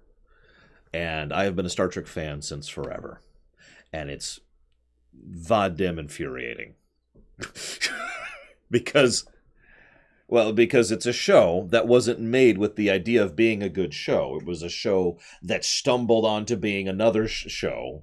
Actually, let's do this in proper order. It was a show that floundered and failed, but somehow, by what is effectively pure coincidence, became great. I'm referring to TOS, obviously. And then just kind of stumbled forward until finally it just died. And then it's like, okay, well, then we got the animated series, and let's leave that alone. And then we've got the films, which only got going because of Star Wars, which itself was lucky. Then it started doing the TNG thing, which itself only really managed to keep going because of the, for lack of a better way to put it, the excessive and yet nevertheless competent politicking of certain executives. Now, I've said this before, and I'll say this again. As much bile and venom I spit at Rick Berman, and I do, the man's kind of a scumbag. I will always give him credit because he was the scumbag who went to bat for TNG. The reason we have modern Star Trek can be literally personally focused in on or whatever, put to the responsibility of Rick Berman. Because TNG was floundering and failing hard, and Star Trek in general was not doing well financially. And that's the only thing that the actual people who make decisions care about. Rick Berman was an executive. He was a businessman. He didn't give a crap about Star Trek, but he saw something that he felt had potential. And so he threw his weight into it, and he was a scumbag on the side of Star Trek, and that's why Star Trek really got to get going. And I point all this out because it helps to explain why there is just no consistency in terms of continuity, in terms of quality, in terms of anything, really. TNG is one of my favorite shows of all time. TNG also has Code of Honor, one of the worst episodes of television I have ever seen. And that's Star Trek, in a nutshell, right there.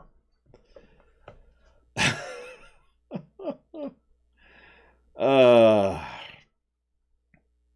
on, I'm sorry. I missed a question in the middle of there. So, I don't actually get versus questions all that often, Borjarnen. It used to be kind of a thing, and it kind of became a joke, a meme for a while there on my Tumblr. So who would win, the Borg versus such and such? But it died off after a while, and those questions don't come up all that frequently anymore.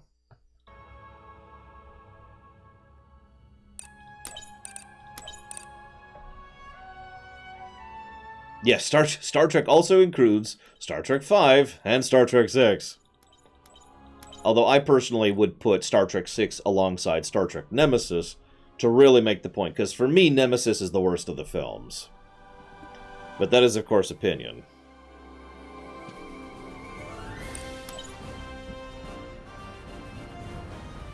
Oops.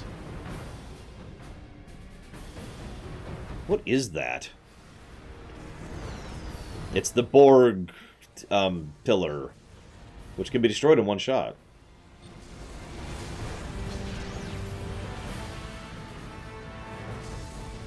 The Borg stick. I like it.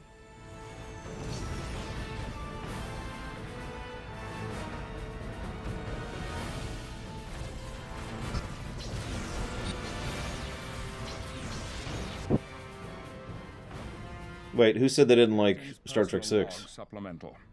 Our ruse has drawn out T'Rell and the task force she commands. The Klingon and Romulan fleets have successfully lured the other elements of her Borg forces. Our ship is like doing this. You see that? Position above Bajor. I think it's the camera, but it looks really weird. Offered the services of Deep Space Nine, recognizing the tactical importance of this region. Our fleets, however, are scattered across this system, engaging the enemy. If we are to hold them here and possibly turn this engagement into an advantage, we must bring the fleets together. Our first order of business must be to secure Deep Space Nine and use its might to keep the Borg off balance. If it falls, so do all our chances of equalizing the odds. As for T'Rell, time shall unfold what plated cunning hides. So let me make my statement more clear, Borjarnen. Star Trek has Star Trek V, which is gutter trash, and Star Trek VI, which is one of my favorite films of all time. That was the point I was making. And then I continued the point by putting Star Trek VI alongside Nemesis. 6, one of my favorite films of all time. Nemesis, one of my least favorite films of all time. Enterprise. Enterprise to the fleet. All attack squadrons will form up and engage the Borg attacking Deep Space Nine and our Klingon friends. Remember to keep clear of the station's field of fire. Good luck. Okay. Attack everything. And do it without me. Hey, it's Bajor. I must become one with Bajor. Engaging target.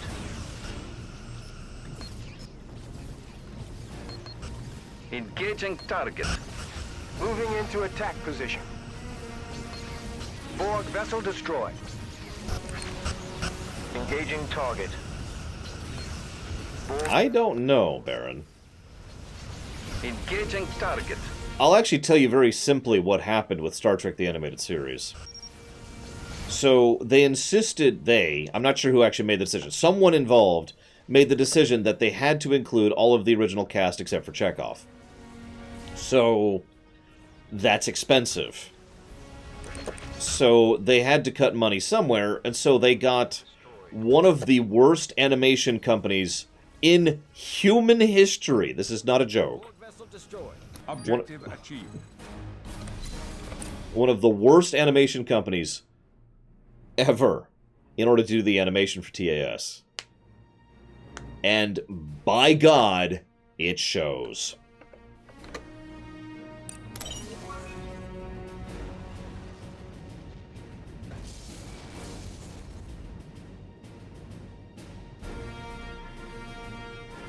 Sovereign to fleet. The Iconians. Ensign Captain. Excuse me, Lieutenant Captain Zeus. We have arrived at our destination. That's an easy one. To fleet. We're in position. Setting course now.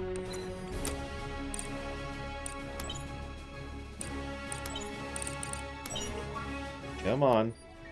Hail. Glory to you, Captain Picard. Fire in any direction, and you shall hit an enemy. A test of our warriors' mettle. We shall bathe in blood today, either as victors or as the righteous dead on the way to Stovokor. Preferably the former, General Menvek. Thanks to your swift action, Deep Space Nine has been secured. You have earned great honor for your house, but we still have to marshal the other forces in the system. Never have I fought such a soulless enemy as these, Borg. But rest assured, we shall be victorious, and souls or no, we shall send them all to Graythor. But you're a Burrell. Captain, we shall follow you into the belly of the beast. Our long-range sensors have detected 3 battlefronts. 2 Romulan fleets are fighting Borg vessels on opposite sides of the system, while the remaining Klingon forces are also engaged in a fleet action at a 3rd location. What are they doing? Bonk, bonk, bonk, bonk, bonk. You saw that, right? Yeah, that's the main Oblivion dude. I can't remember his name. I referenced him earlier.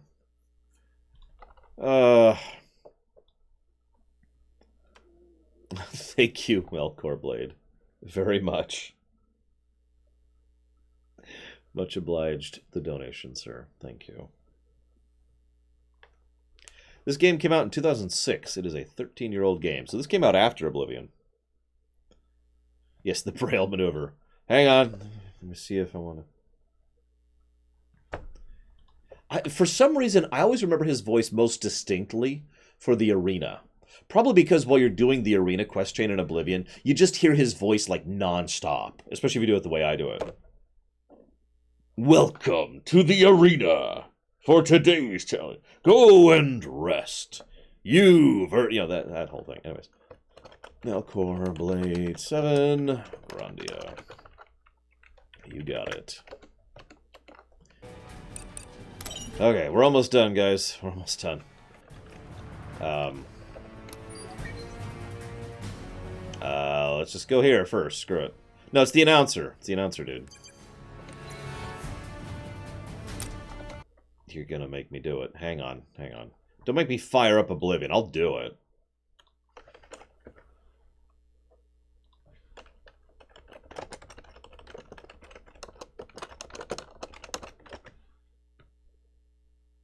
Wes Johnson.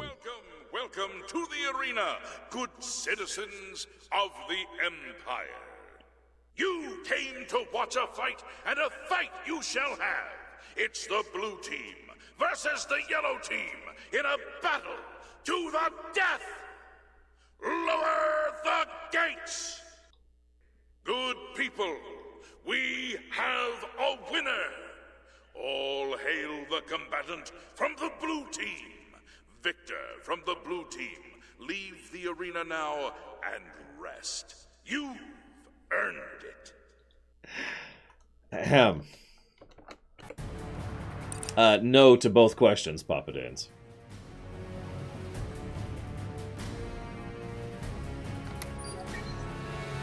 Damn it. Go here. Warping to your coordinates. I don't get the question, Baron. And yes, Gum Gum. You want to go to warp? Why aren't you going to warp? You see what's happening with my warp meter in the upper left? You see that? Okay, go to warp.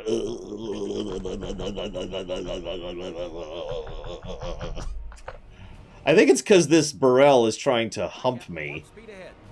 Sir, we're dropping out of warp. Oh, thanks. Appreciate it. Lock phasers. Yeah, if I had the capacity to actually lock onto an enemy and then shoot, both of which have not been true, then this would be a space combat sim kind of thing.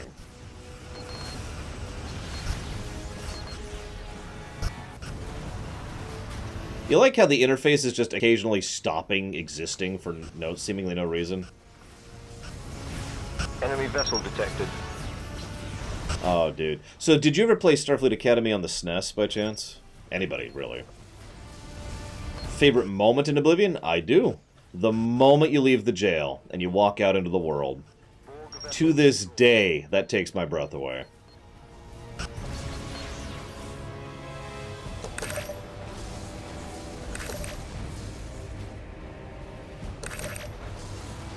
Is that everything? Looks like it. Okay.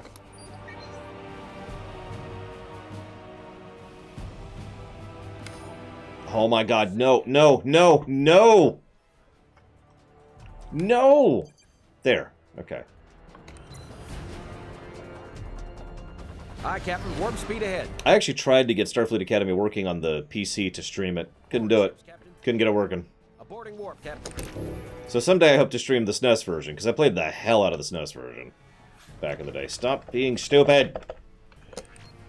These are your orders. Disengage stupidity drive. Where's the fleet? Oh, God. Sovereign standing by.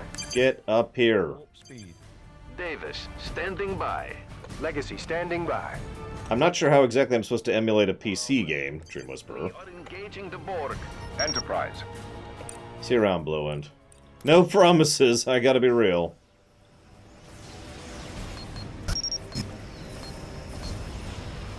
I agree, Bershorn, especially since I've never played the PC version.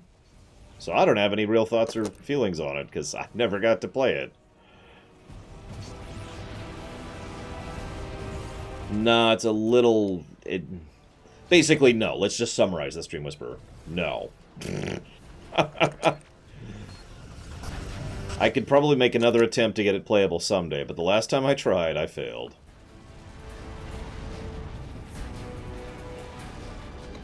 I mean, he's a brilliant tactician who's a brilliant ambassador and diplomat, Gum Gum. I'd say that pretty much answers your question. Davis to fleet. Awaiting orders. Go here. Oh my god. Really? Davis, standing by. Sovereign standing by. No promises on that one either, Ojunix. That was another one I had a few issues getting running. Ah! I'm still... This is so frustrating! I can't even select the whole fleet right now. Did you notice that, by the way? Literally not working. Okay. So here we go. There. Go! God damn it! It's a Thursday, Gary. Is my answer to that. Setting course. Why did you stop work? No, the Daleks are pathetic.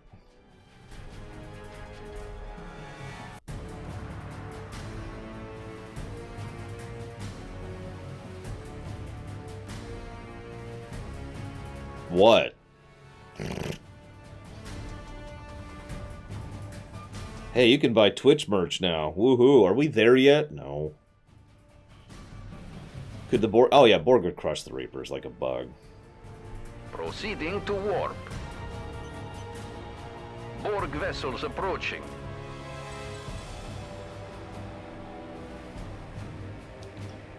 Oh my god, we're not even there yet. Go! Why did you, like... Ah! Setting course. We need things. Things to make us go. Oh my god.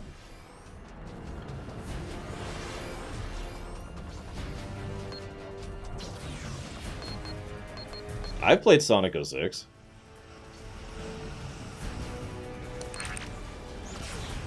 Yeah, the Daleks... I basically just don't theorycraft or, you know, world build about the Daleks, because they're it's like being asked to design a civilization based on the Spaceballs. I could do it, but it's not really where that's supposed to be. Also, you notice the Daleks change around from being ridiculously huge-scale threats to being ridiculously pathetic and everything in between. Like, they have been powered up and down and up and down several times across Doctor Who. Deliberately, as it happens. Okay, is that everything? We're done? We saved Deep Space Nine? Cool.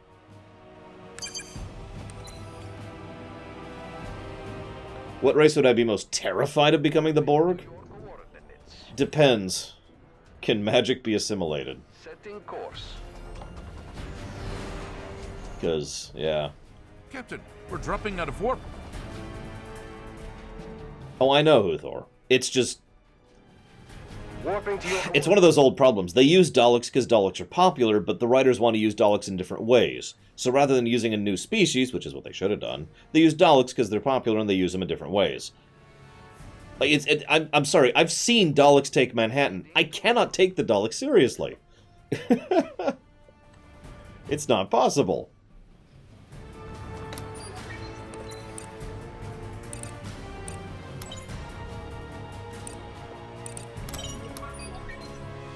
Maximum warp. Oh, god damn it. Alright, fine. Not possible, Captain. Why?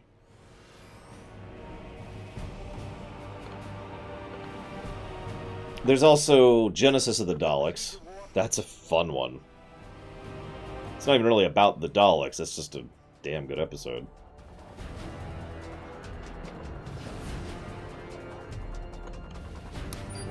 I think you're right, Mukul. Romulan fleet, this is the Federation starship Enterprise. What are those birds of prey doing back there? I am Commander Praetus of the Romulan warbird Sirak. Though we were certainly capable of vanquishing this foe, the defeat was much swifter with your assistance. My ship has taken only moderate damage. Others weren't so fortunate, but I believe we still have enough combat-effective ships to mount an offensive against the remaining Borg vessels. Excellent. We must move immediately to assist the other fleets throughout the system. Agreed. I place my attack group under your flag. Lead on, Enterprise. Okay. I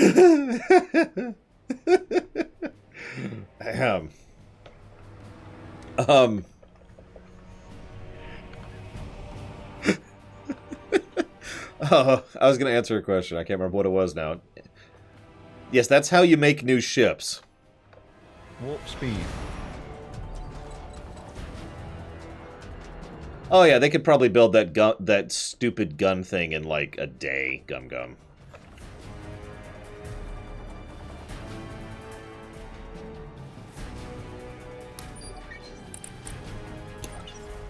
Romulan fleet, we have come to aid you. I am Sub-Commander Varel. My flight of warbirds has been battling these wretched Borg with minimal success. But it seems our fortunes have changed for the better since your arrival. I salute your superior sense of timing. And I hail your bravery, Sub-Commander. Holding the Borg ships here has given us a chance to clear the area around the station. It took a great deal of courage to hold your ground. A necessary measure, calculated in the hopes that we would achieve a successful campaign here against these vermin. We still have work to do. The Borg. Vermin. Indeed, Captain. Lead the way. My warbirds will take up formation in the fleet. Varel out. Setting course now.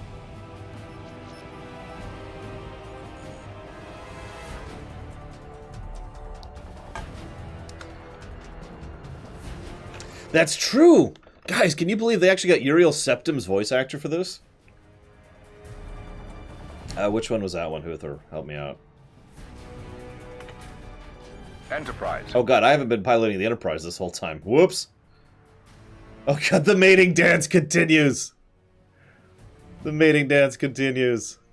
Look at him! Look at him!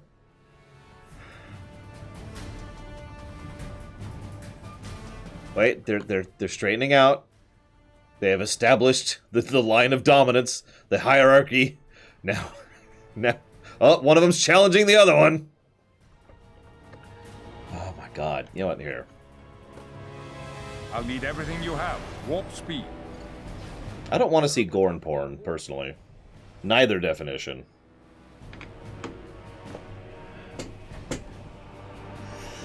Oh my god. Oh, excuse me. Which doctor was that, Huthor?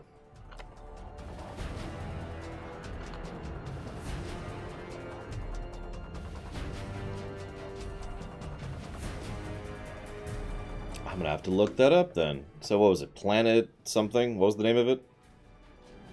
While I wait to get in range where I could frickin' do something again. Stolen Earth. So I had to have seen that.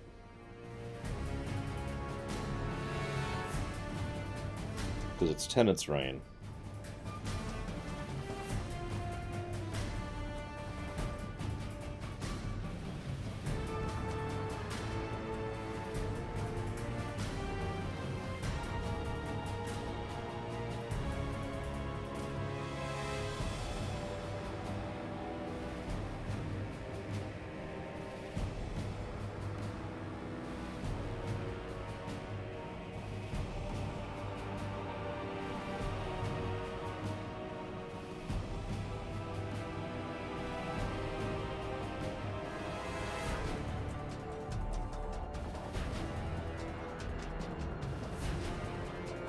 Oh, okay. Yep. I know that one. Gotcha. It took until the last scene for me to recognize that one. I gotta be honest. No, Gum Gum. Rage on, my warriors! They fight as though the spirit of Kahless was upon them. Contact your ships, General Menvek. Let them know we are here to help them fight our common enemy. Warriors of the Empire, we come to do you honor in the face of the aggressor. We will crush our enemies underfoot. Course set, Captain. Like, the Gorn started off cool in STO. Picking up subspace distortions. Conduits are forming.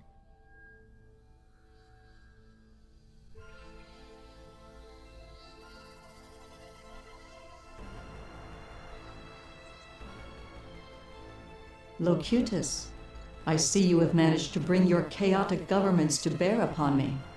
Well played. Though I'm sure you know this alliance will not save you. I give you one last chance to surrender. Sorry, that word is not in Starfleet's vocabulary. If this is to be our end, then we will die with our individuality intact. I see. You leave me no choice. My only regret is that what is left of Sarek within you will also be destroyed. However, Wow. if I can preserve you within the collective mind, I will do so. It's not. I looked up her voice actress. For the hunt. Excellent. My warrior's thirst was not quenched in our last engagement. Our ships stand ready to engage the enemy. Warbirds at the ready, Picard. We will form up on you. Enterprise to the fleet.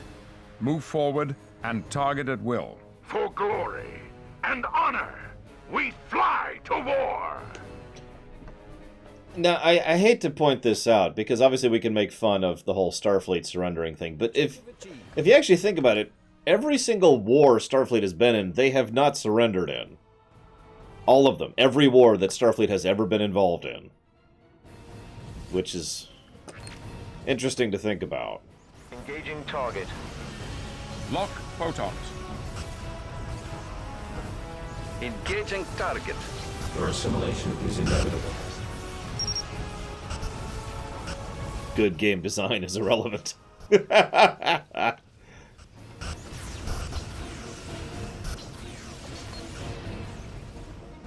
Enemy vessel detected. The closest they've ever come, by the way, I'll just go ahead and tell you right now, is the treaty that was forced upon them by the Organians. Well, that's not really true. There's actually been several off-camera wars, Huthor. The Romulan Earth War comes to mind immediately. The original Klingon War, which is never shown on camera. Oh wait, Discovery showed that war, didn't it? Never mind, never mind. My bad. I keep forgetting Discovery exists. I apologize. So we'd still have the Earth-Romulan War.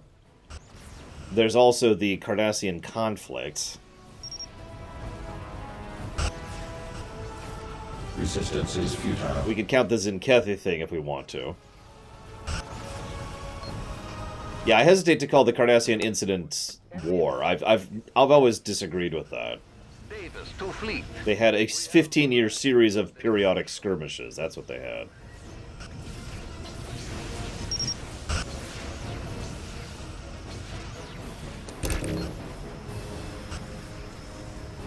Your culture will adapt to service us. I have no idea, Gum Gum. I am not the person to ask that one.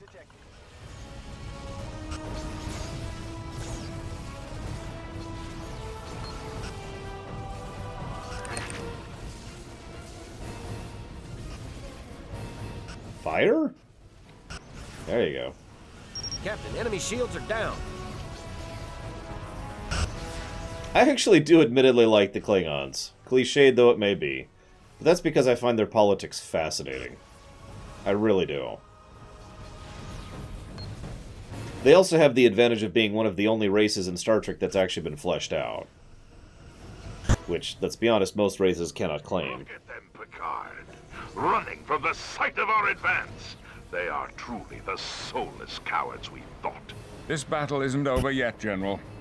Tyrell's been defeated here, but there is still another battle in the offing. Picard to fleet. Pursuit course. Engage at maximum warp. I used to be able to speak Klingon back in, like, the 90s. I have not been able to speak Klingon with any severity for a very long time.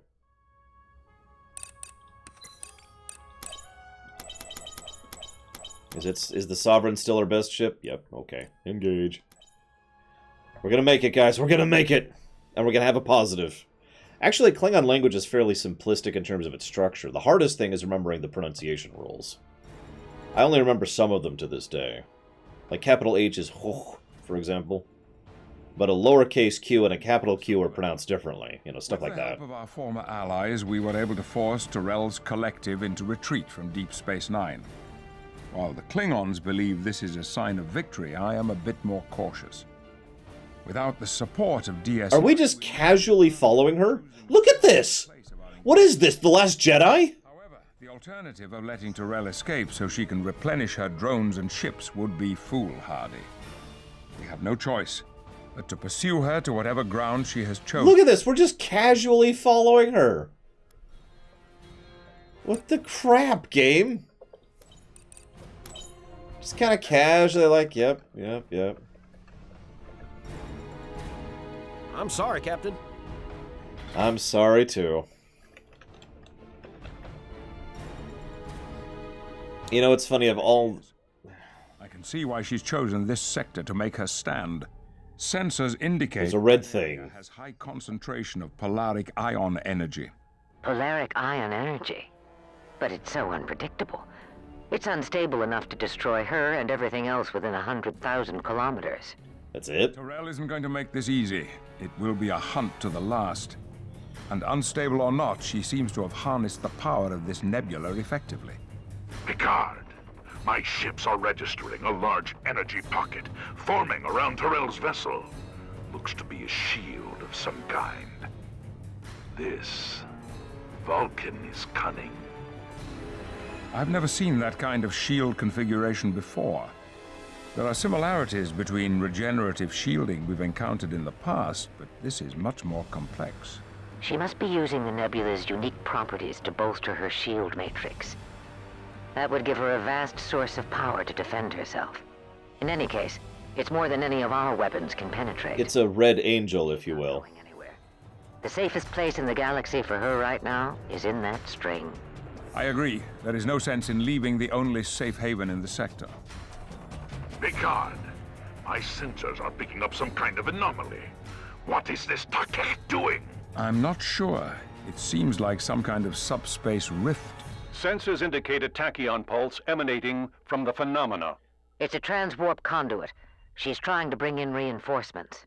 Admiral, is there any way to close You're this conduit? getting sleepy. But this one doesn't read Very sleepy. The energy signature is much greater than normal. I think Tyrell is sustaining it from the power she's drawing from the string. It's unlikely our torpedoes will be able to collapse it. At least not completely.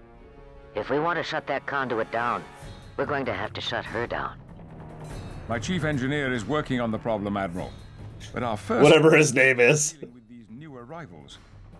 Some of the ships coming through the conduit aren't registering on our sensors as active. Their power matrix readings are highly unstable. This conduit must be having some undesirable side effects on those vessels. I'd stay clear of them, as they are likely to self-destruct. Agreed, Jean-Luc. I've received communications over subspace that more help is on the way. Let's take them down a peg before our friends show up. Focus on the active Borg vessels and steer clear of the unstable ones.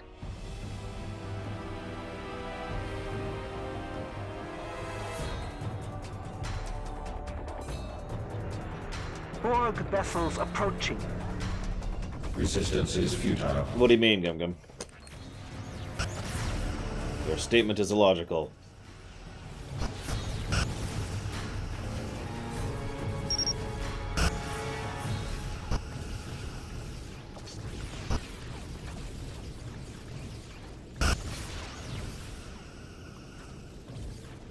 I mean, I guess, Bajoran. It's just... It's not exactly the first time they've just said, my chief engineer, when it should clearly be someone named. Like, they could just name drop them rather than, you know, actually have the voice actor involved, but whatever. Are you guys helping? No, they're not. Engaging target. Phaser's locked on target, sir. They were just standing there until I commanded them to do something.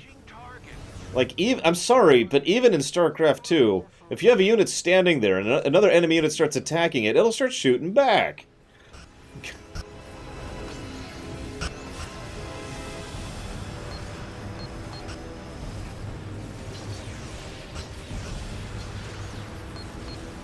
Borg vessel destroyed. Engaging target. Not really. Nemesis is the only Star Trek ramming that I remember off the top of my head. Not counting shield bouncing, which is a separate thing. And the ramming didn't go well for either ship, which it shouldn't, so that makes sense. Tyrell has called out the big guns, gentlemen. That's a Borg tactical cube. Admiral, you've encountered one of these before. And curb-stomped it. We damaged the cube internally, and we had the help of a Borg sphere to destroy it. Tactical cubes are extremely well armored and very destructive. Then we fly to a real challenge. This day will be one to remember through the ages. If we coordinate our attacks on the vessel, we might be able to better penetrate its armor.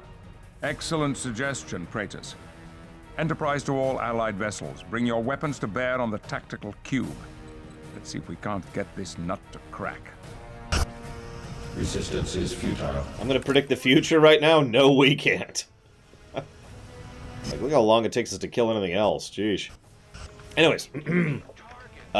So, influential piece of work. I would say that it's a piece of work that then has the most impact on how other works are made. Zelda 1. Mario Brothers 1. Quake, the original. Doom, the original, etc., etc. Borg vessel destroyed. Yep, we have a plan of action, guys. Shoot. Engaging target. Fire till you're out of ammo. We will add your distinctiveness to our own. Borg vessels approaching. Borg vessel destroyed. Engaging target.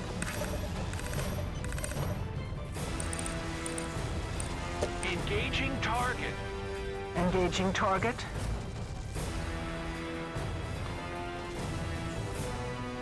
Probably not, Gum Gum. Not unless you made it look very similar to the Borg. They have a very distinct look. It's not just the fact that they're cubes.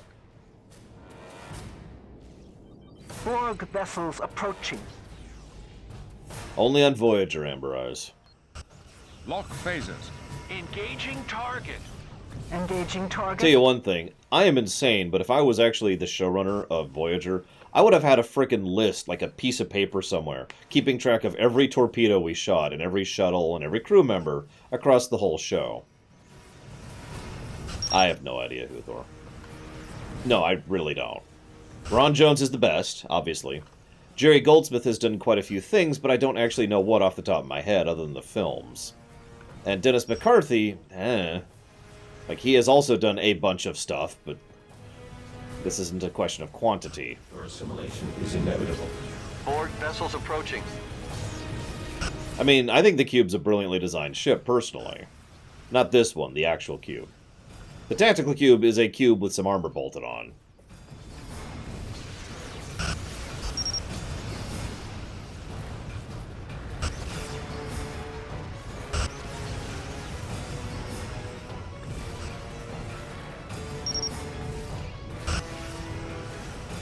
Your assimilation is inevitable. Yeah, let's not even get into how many shuttlecrafts they've crashed. It's a pretty decent list.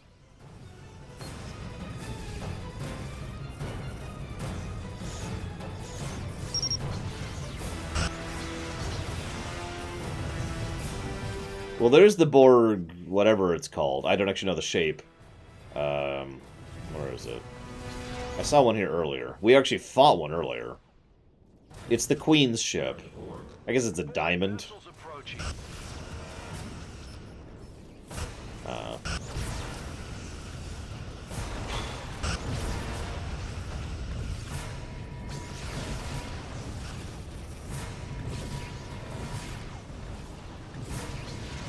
See, I both agree and disagree with that oh my god, Borjarnen. I keep screwing up your name, I apologize.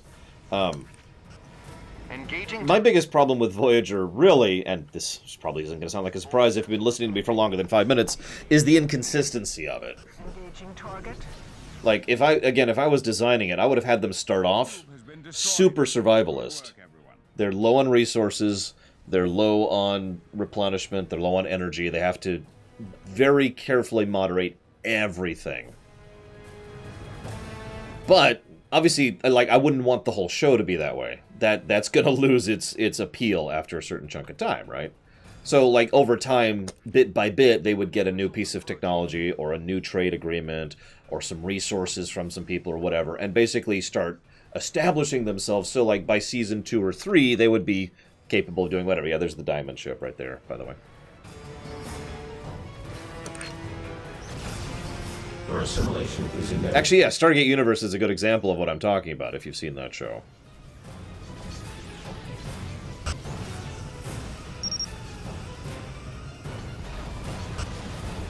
I know it's so petty, but one of the earliest inconsistencies that bothers me in Voyager is, we're very low on energy. Let's go on the holodeck. Borg vessel destroyed. Yes, I know they try to explain it away. No, I don't care. Oh god, is my fleet just... my fleet is doing nothing! Hey! Do something! Dang it, stupid frickin' fleet! Engaging target. Stand by to launch torpedoes. Borg vessels approaching. Another tactical cube has just emerged from the conduit. Of course it is. Telemetry from that Borg diamond seems to indicate a strange energy buildup.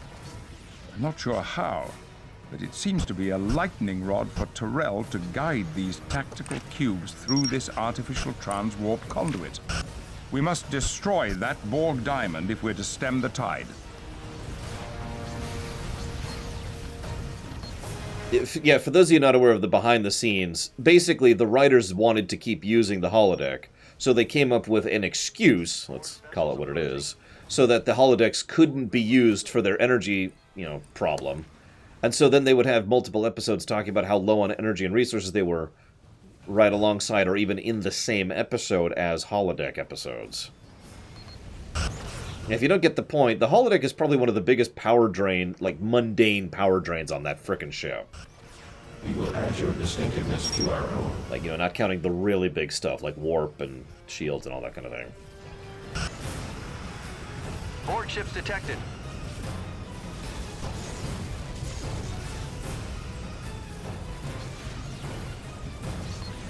Borg vessel destroyed.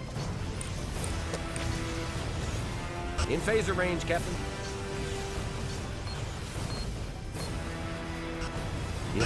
Yeah, the Equinox had this really dumb VR thing.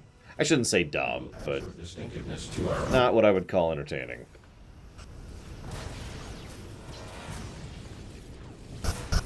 Borg vessels approaching.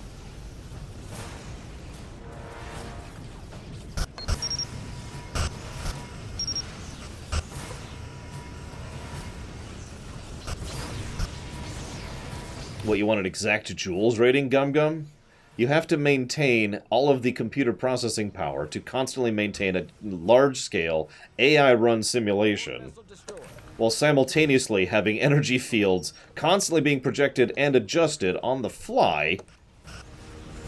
Yeah, no, lot of power. That's your answer. We will add your distinctiveness to our own. That would be kind of interesting, Uthor. I agree. Like, let me put it to you this way.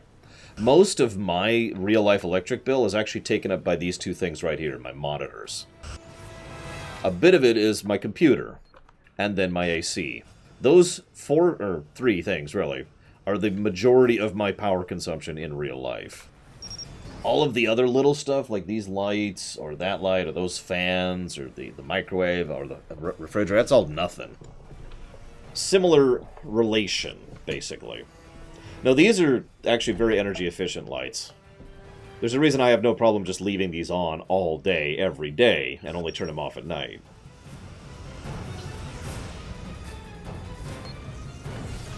Resistance is futile. Anyways, point being, it's a lot. 1.21 gigawatts! There, sorry. Just had to say that really quick. Oh yes, the transporters, the holodeck also uses transporters, and probably replicators. And I say probably because that's not canon, but it fricking should be. It just makes too much sense. Like, seriously, even just ignoring that there are several instances of small chunks of matter leaving the holodeck without issue. Several instances of that. People eat on the holodeck. The end, right? That's as far as I need to go. People eat and drink on the holodeck.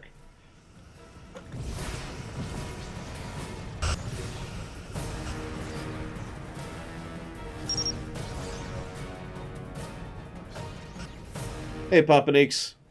Hope it goes well for you. I had a recent move which actually went pretty terribly, but thanks to the help of friends, went better, so...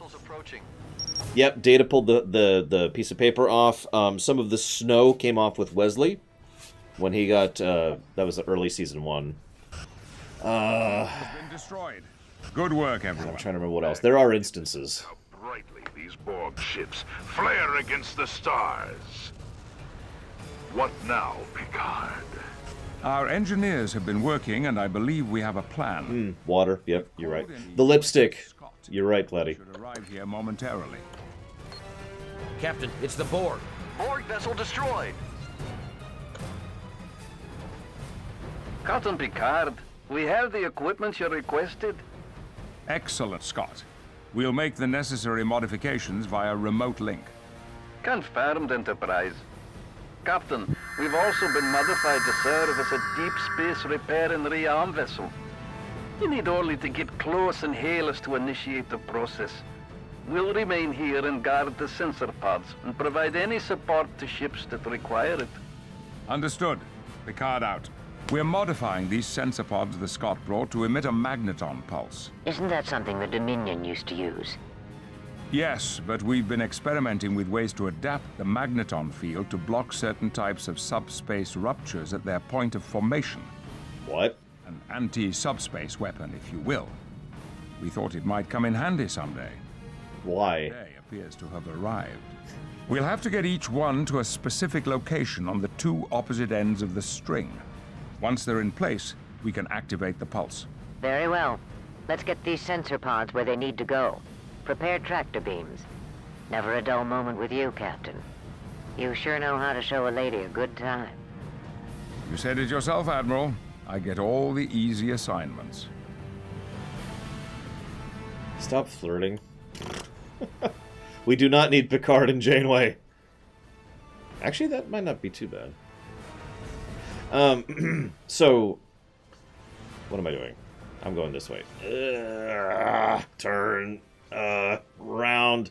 Yeah, losing James Doohan sucked. Can I just say that? Like, obviously, by this point, we've lost quite a few Star Trek alumni. But losing James Doohan sucked. Control's not responding. Borg vessels approaching.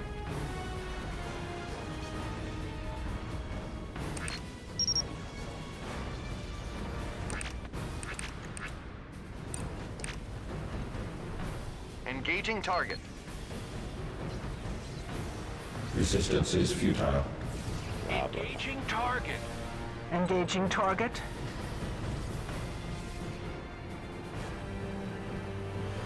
Actually, the ship's named Scott, by the way. It's the USS Scott, see? Borg vessels approaching. And of course, it's a science vessel, because why wouldn't it be?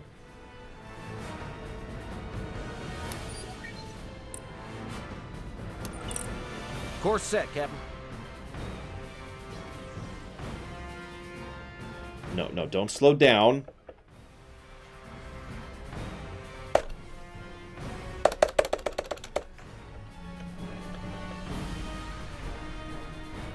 Go. Borg vessels approaching.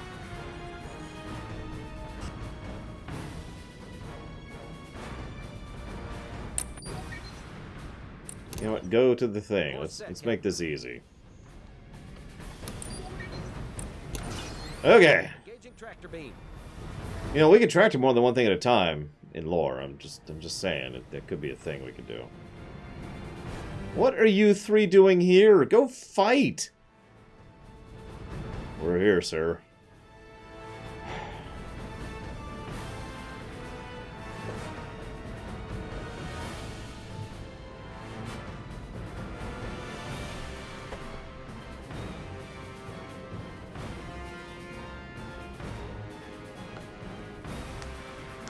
I have no idea, Gum Gum.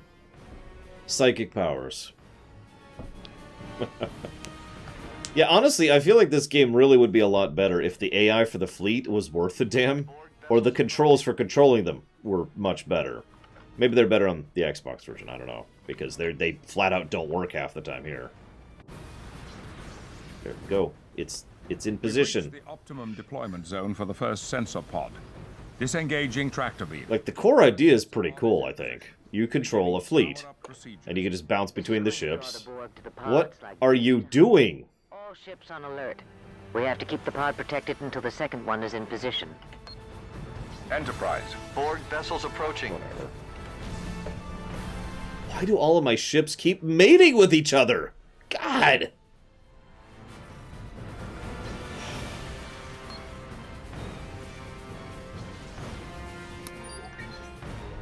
Sovereign standing by. Yeah, go be useful. Davis, standing by. Enterprise. No. Turn around. Turn right around. Right now, mister.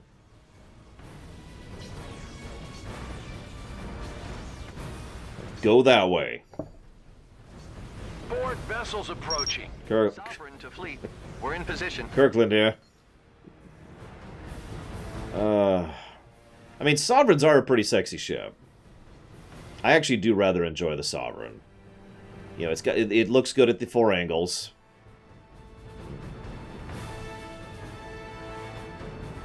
Looks alright from the back.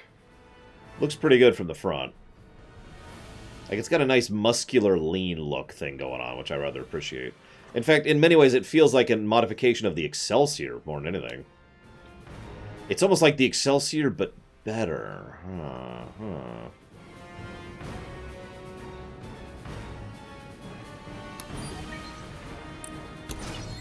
Engage tractor beam.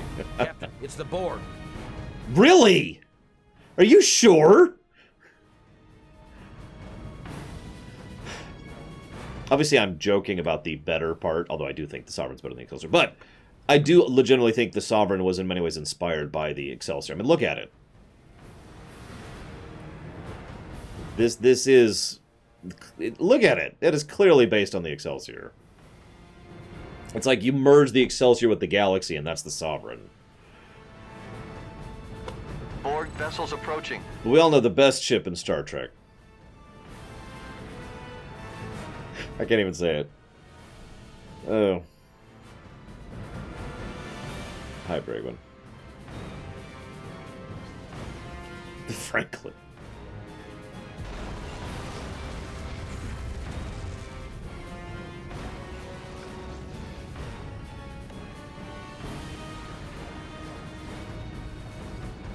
Second sensor pod has been set.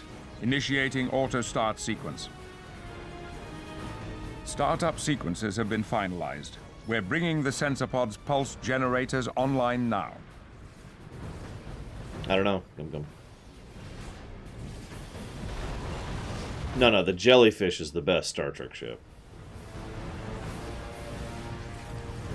Borg vessels approaching. This is not logical. I am losing the necessary power to maintain the conduit and our shields.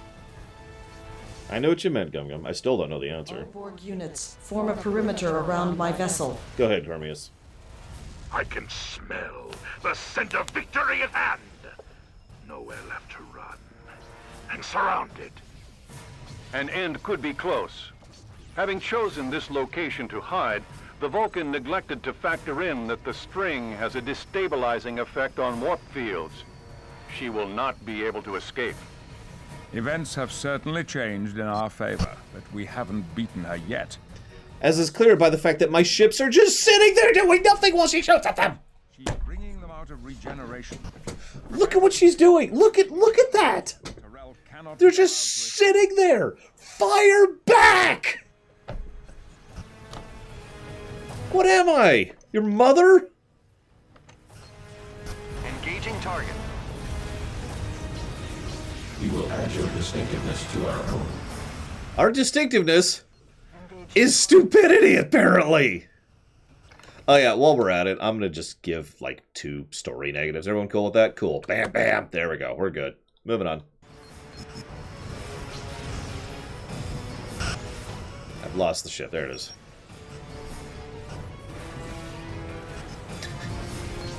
I've always got to explain my negatives, though, so here's the negatives. So the first one was for the voice acting problems, which have continued through the whole game. And the second one is for the substantial inconsistency and intercontinuity issues, which are distracting, to say the least. The third is for the fact that there's just far too many scenes that just take too long and say nothing. Oh, and, to be completely blunt, an over-reliance on technobabble. I know, that's kind of a Trek thing, doesn't make it good. As I have pointed out throughout my TNG ruminations, they didn't actually start doing technobabble until about Season 4 or 5 of TNG. Like, that's actually...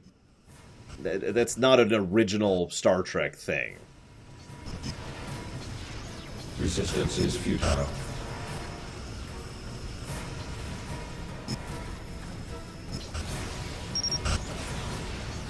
Now, in the interest of fairness, TOS didn't have technobabble. TOS had science, which, whether that's better or worse, that's going to be up to your opinion.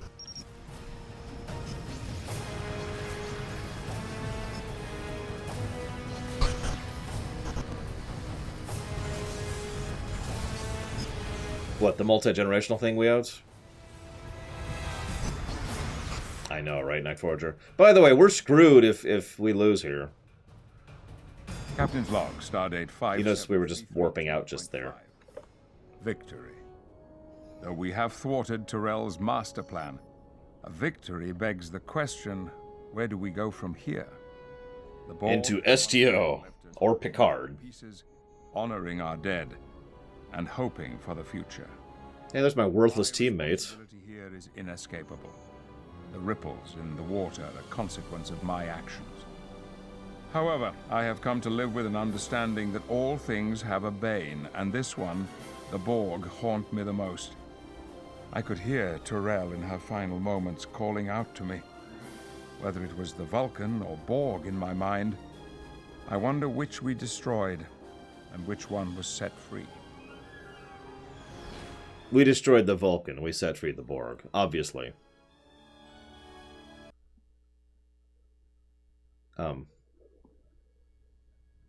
Credits! You thought I couldn't make it through this game. You were wrong. Dead wrong. Yeah, sure, whatever.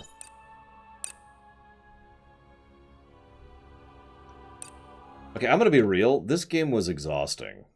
It was fun to play through, but more in a Star Trek V kind of a way. You know what I mean?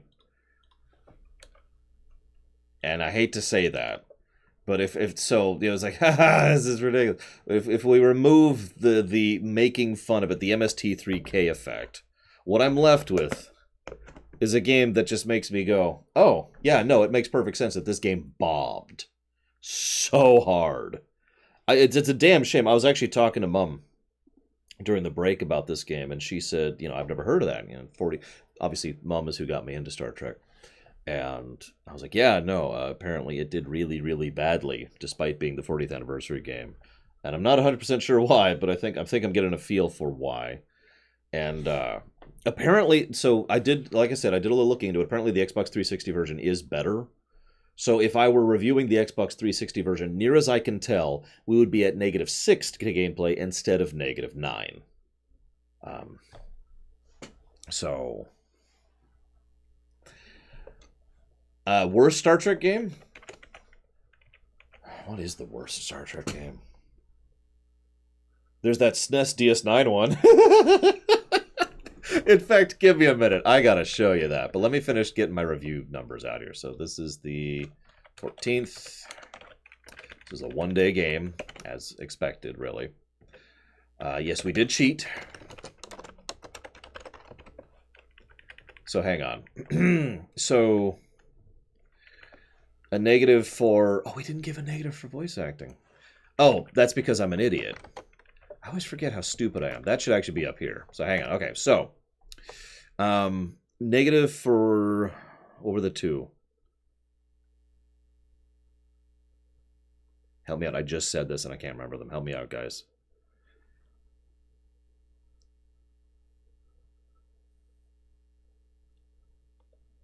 Yes, Night Forger. I usually update them to my website, but that takes time and effort. So usually the website's a little bit behind on it, but I'm working on that.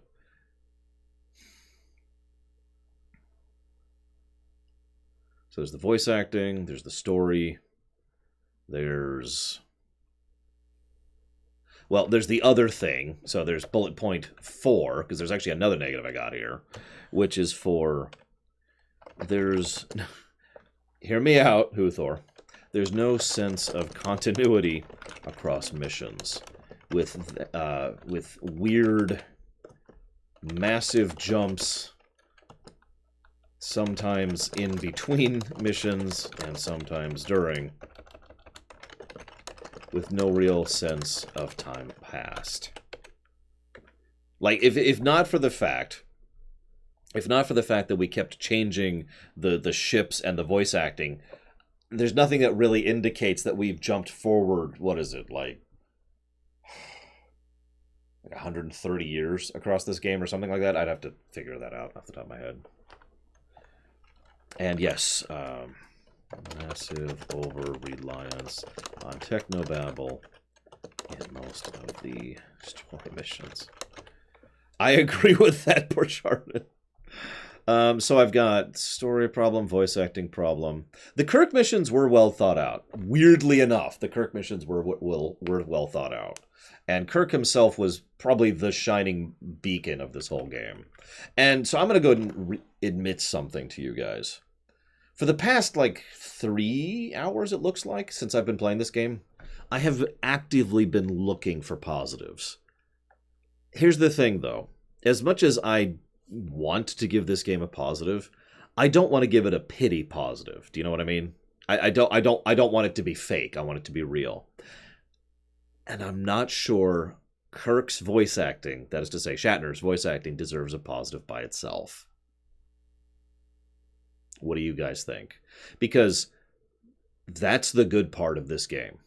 I was with him, and he did a good job. He had good nuance. He had good presentation. He had good tone. He sold those missions for me very well, in my opinion.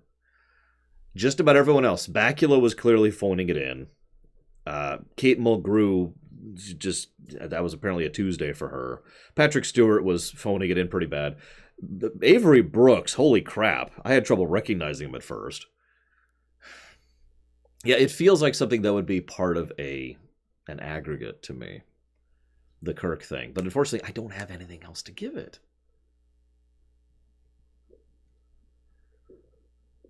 The rest of the missions were not good and not fun.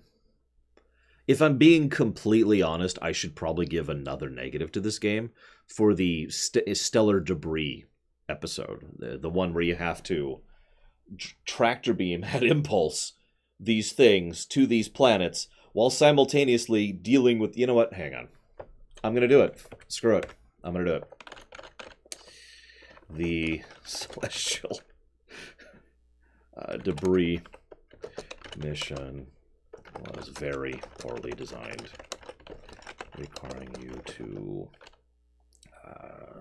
destroy instantly respawning. You saw that, right? Like, one of those replays, I got right up to the spawn point and just was destroying them chain, and the second I destroyed one, another one would pop in. Just immediately. So you had to destroy the instantly respawning asteroids. Could not position the AI ships properly to help cover.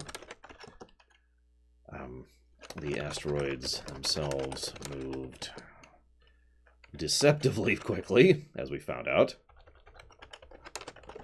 Oh no, the checkpoint negative is there. That's negative number 5. It's one of the earlier ones we gave.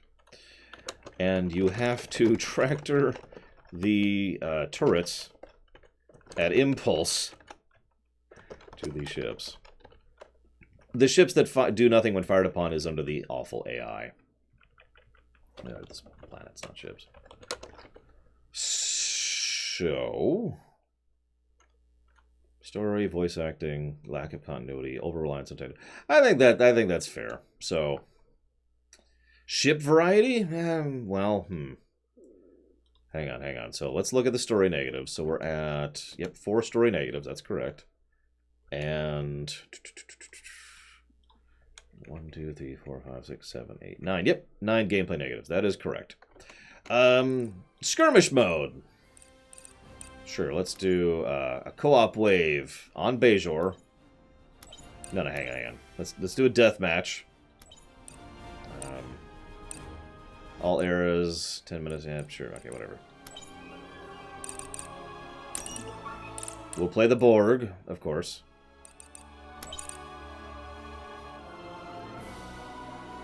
Okay, here we go. So,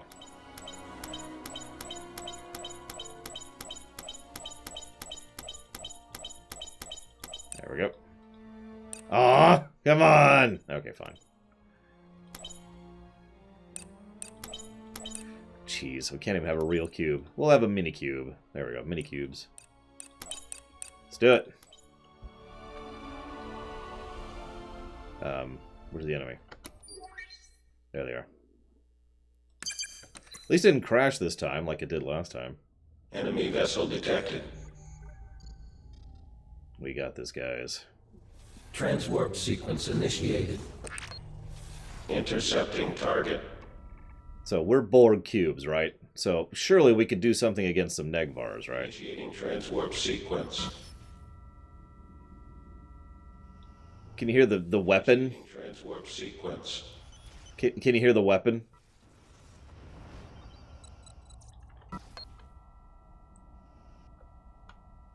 Oh my god, listen to that sound design. Klingon vessels approaching.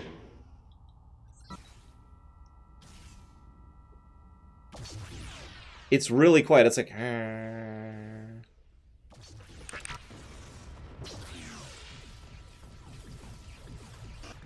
Alright, anyway, so skirmish mode sucks. This whole game sucks. There you go. What?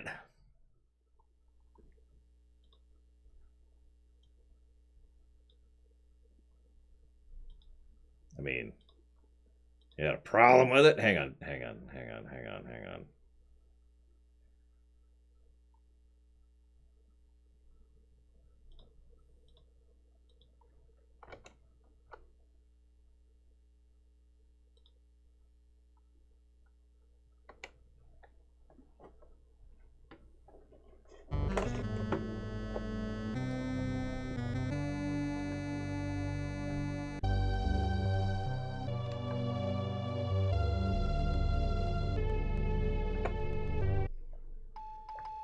So yeah, this game sucks.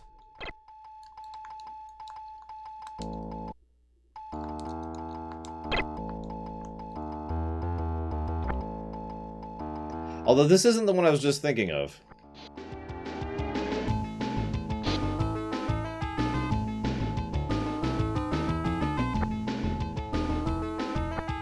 This actually might not be the one I was thinking of. That really sucks. Okay, give me a second. Welcome to Deep Space Nine.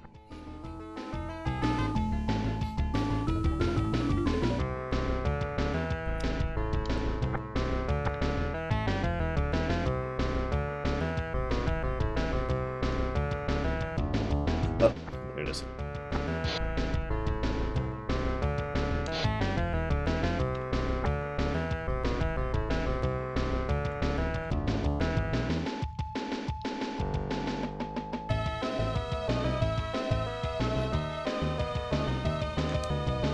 How do I talk to him? Talk to me, Odo! Talk to me! Seriously, how do I talk to him? Oh god.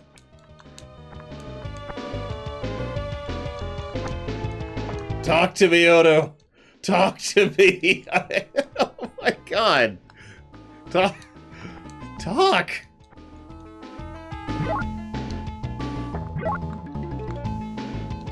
There we go.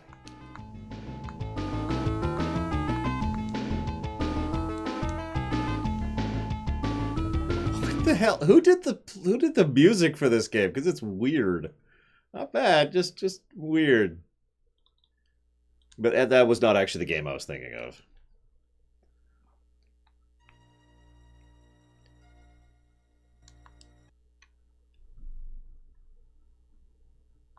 There's a worse DS9 game than that, whatever that was.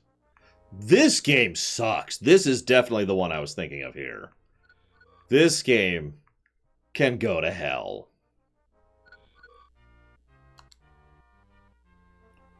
Hi. So, we need to set destination. If we go to the wrong place, a Romulan warbird shows up and kills us. I'm not making that up. I wasn't actually paying attention to what she said, so we're just going to pick one place randomly. It has skippable cutscenes, though. I owned this game, past tense. Can you hear the music? It's scintillating, really. By the way, this is the exact same volume as the DS9 game we were just at. Exact same volume.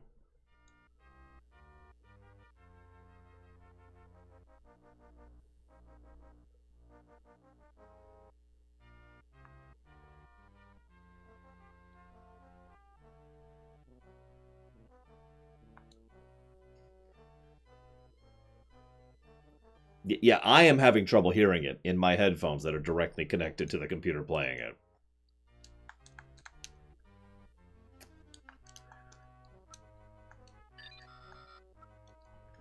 Oh, God. No, cancel. Can't, there's no... No, it...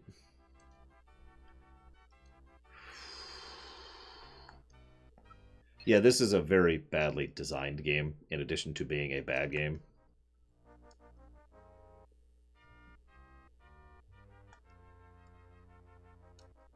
You know what? I think I've already run out of patience for this game. You guys want to see a good Star Trek game? I have played the hell out of this one. You remember Interplay, back when they used to make good games? Now, this game has its issues, and I'm not going to lie. But there's actually a lot of good core design underneath this game. In fact, if anything, this exact... Again, I've never played the PC version, but this exact version's biggest flaw is the fact that it insists on sticking to the Star Fox thing, basically. So, yeah, let's just do Undiscovered Country really quick.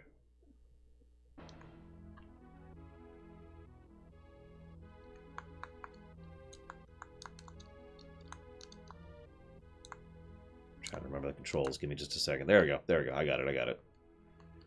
I hope so too, Borjarin. I like this game. I don't know how different it is.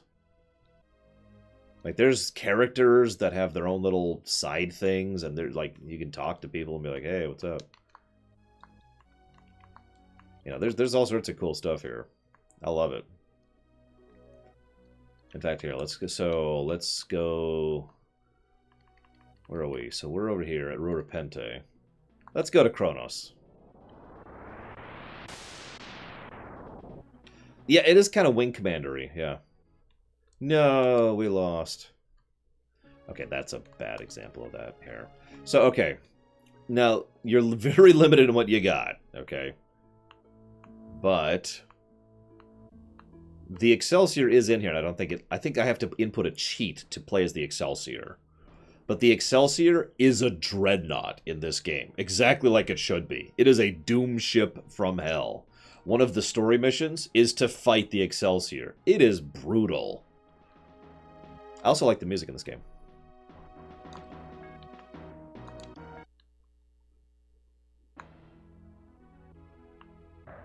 Oh, they're already firing at us. Hang on. Switch around, switch around. So, you'll notice already this has a better interface than the previous game. So in the upper left, you'll see a little light. If it's green, we can shoot our phasers. If it's not, we can't. Upper right is torpedoes. You have infinite torpedoes in this one. Now, also, unlike the previous game, this is effectively a first-person shooter kind of a thing in a full 3D environment.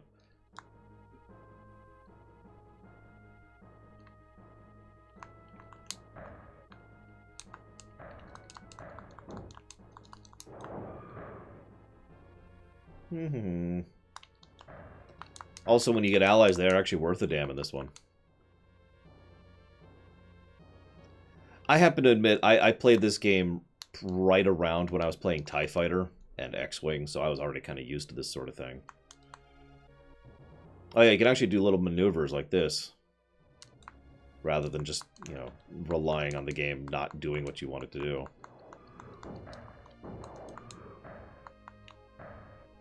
Anyways, this is all done, so. I forfeit. Is it not going to let me forfeit? Oh, you can pitch, too, if you care to, for whatever reason. Here, let's just come to a stop and let them destroy us. That'll end it pretty quickly.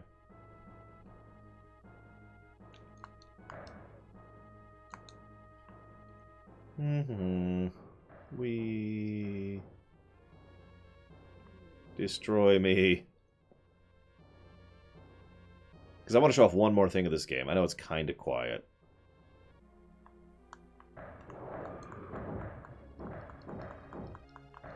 No, hull's getting broken, Captain. You know one other thing I like about this game? While there is obviously combat, there's actually a decent variety to missions that don't involve combat.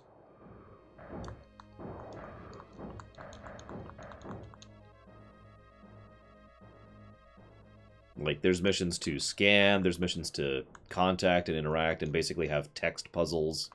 There's missions to tractor beam, there's missions to just hang out. Perhaps we should send a distress signal. And we're dead. Okay, there we go. So it's... Nope, back out. Back out. No, god damn it. Okay, fine, I'll just reset the whole game then. Screw you. You will be reset. I do want to show off one last thing. So I'm going to shut up, because the last thing I want to show off is the music here. We'll do this, I guess. Nah, we'll be average.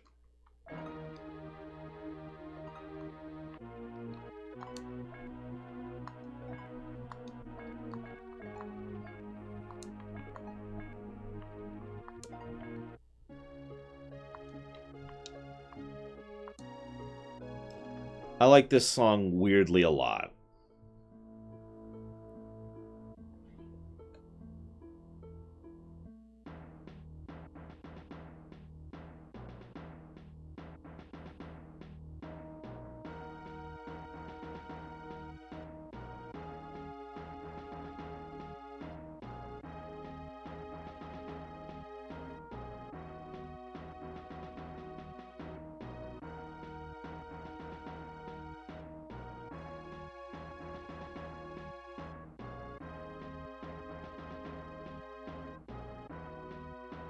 I used to, Huthor. I don't remember right now, no.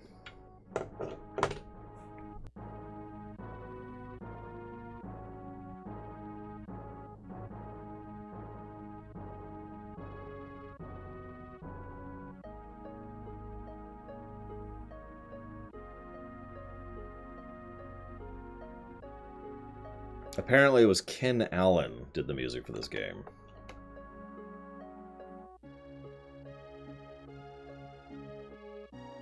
Who I have no idea who that is. He doesn't have a Wikipedia entry. And I've never heard of this guy. Shrug. Anyways. So. Back up to here really quick.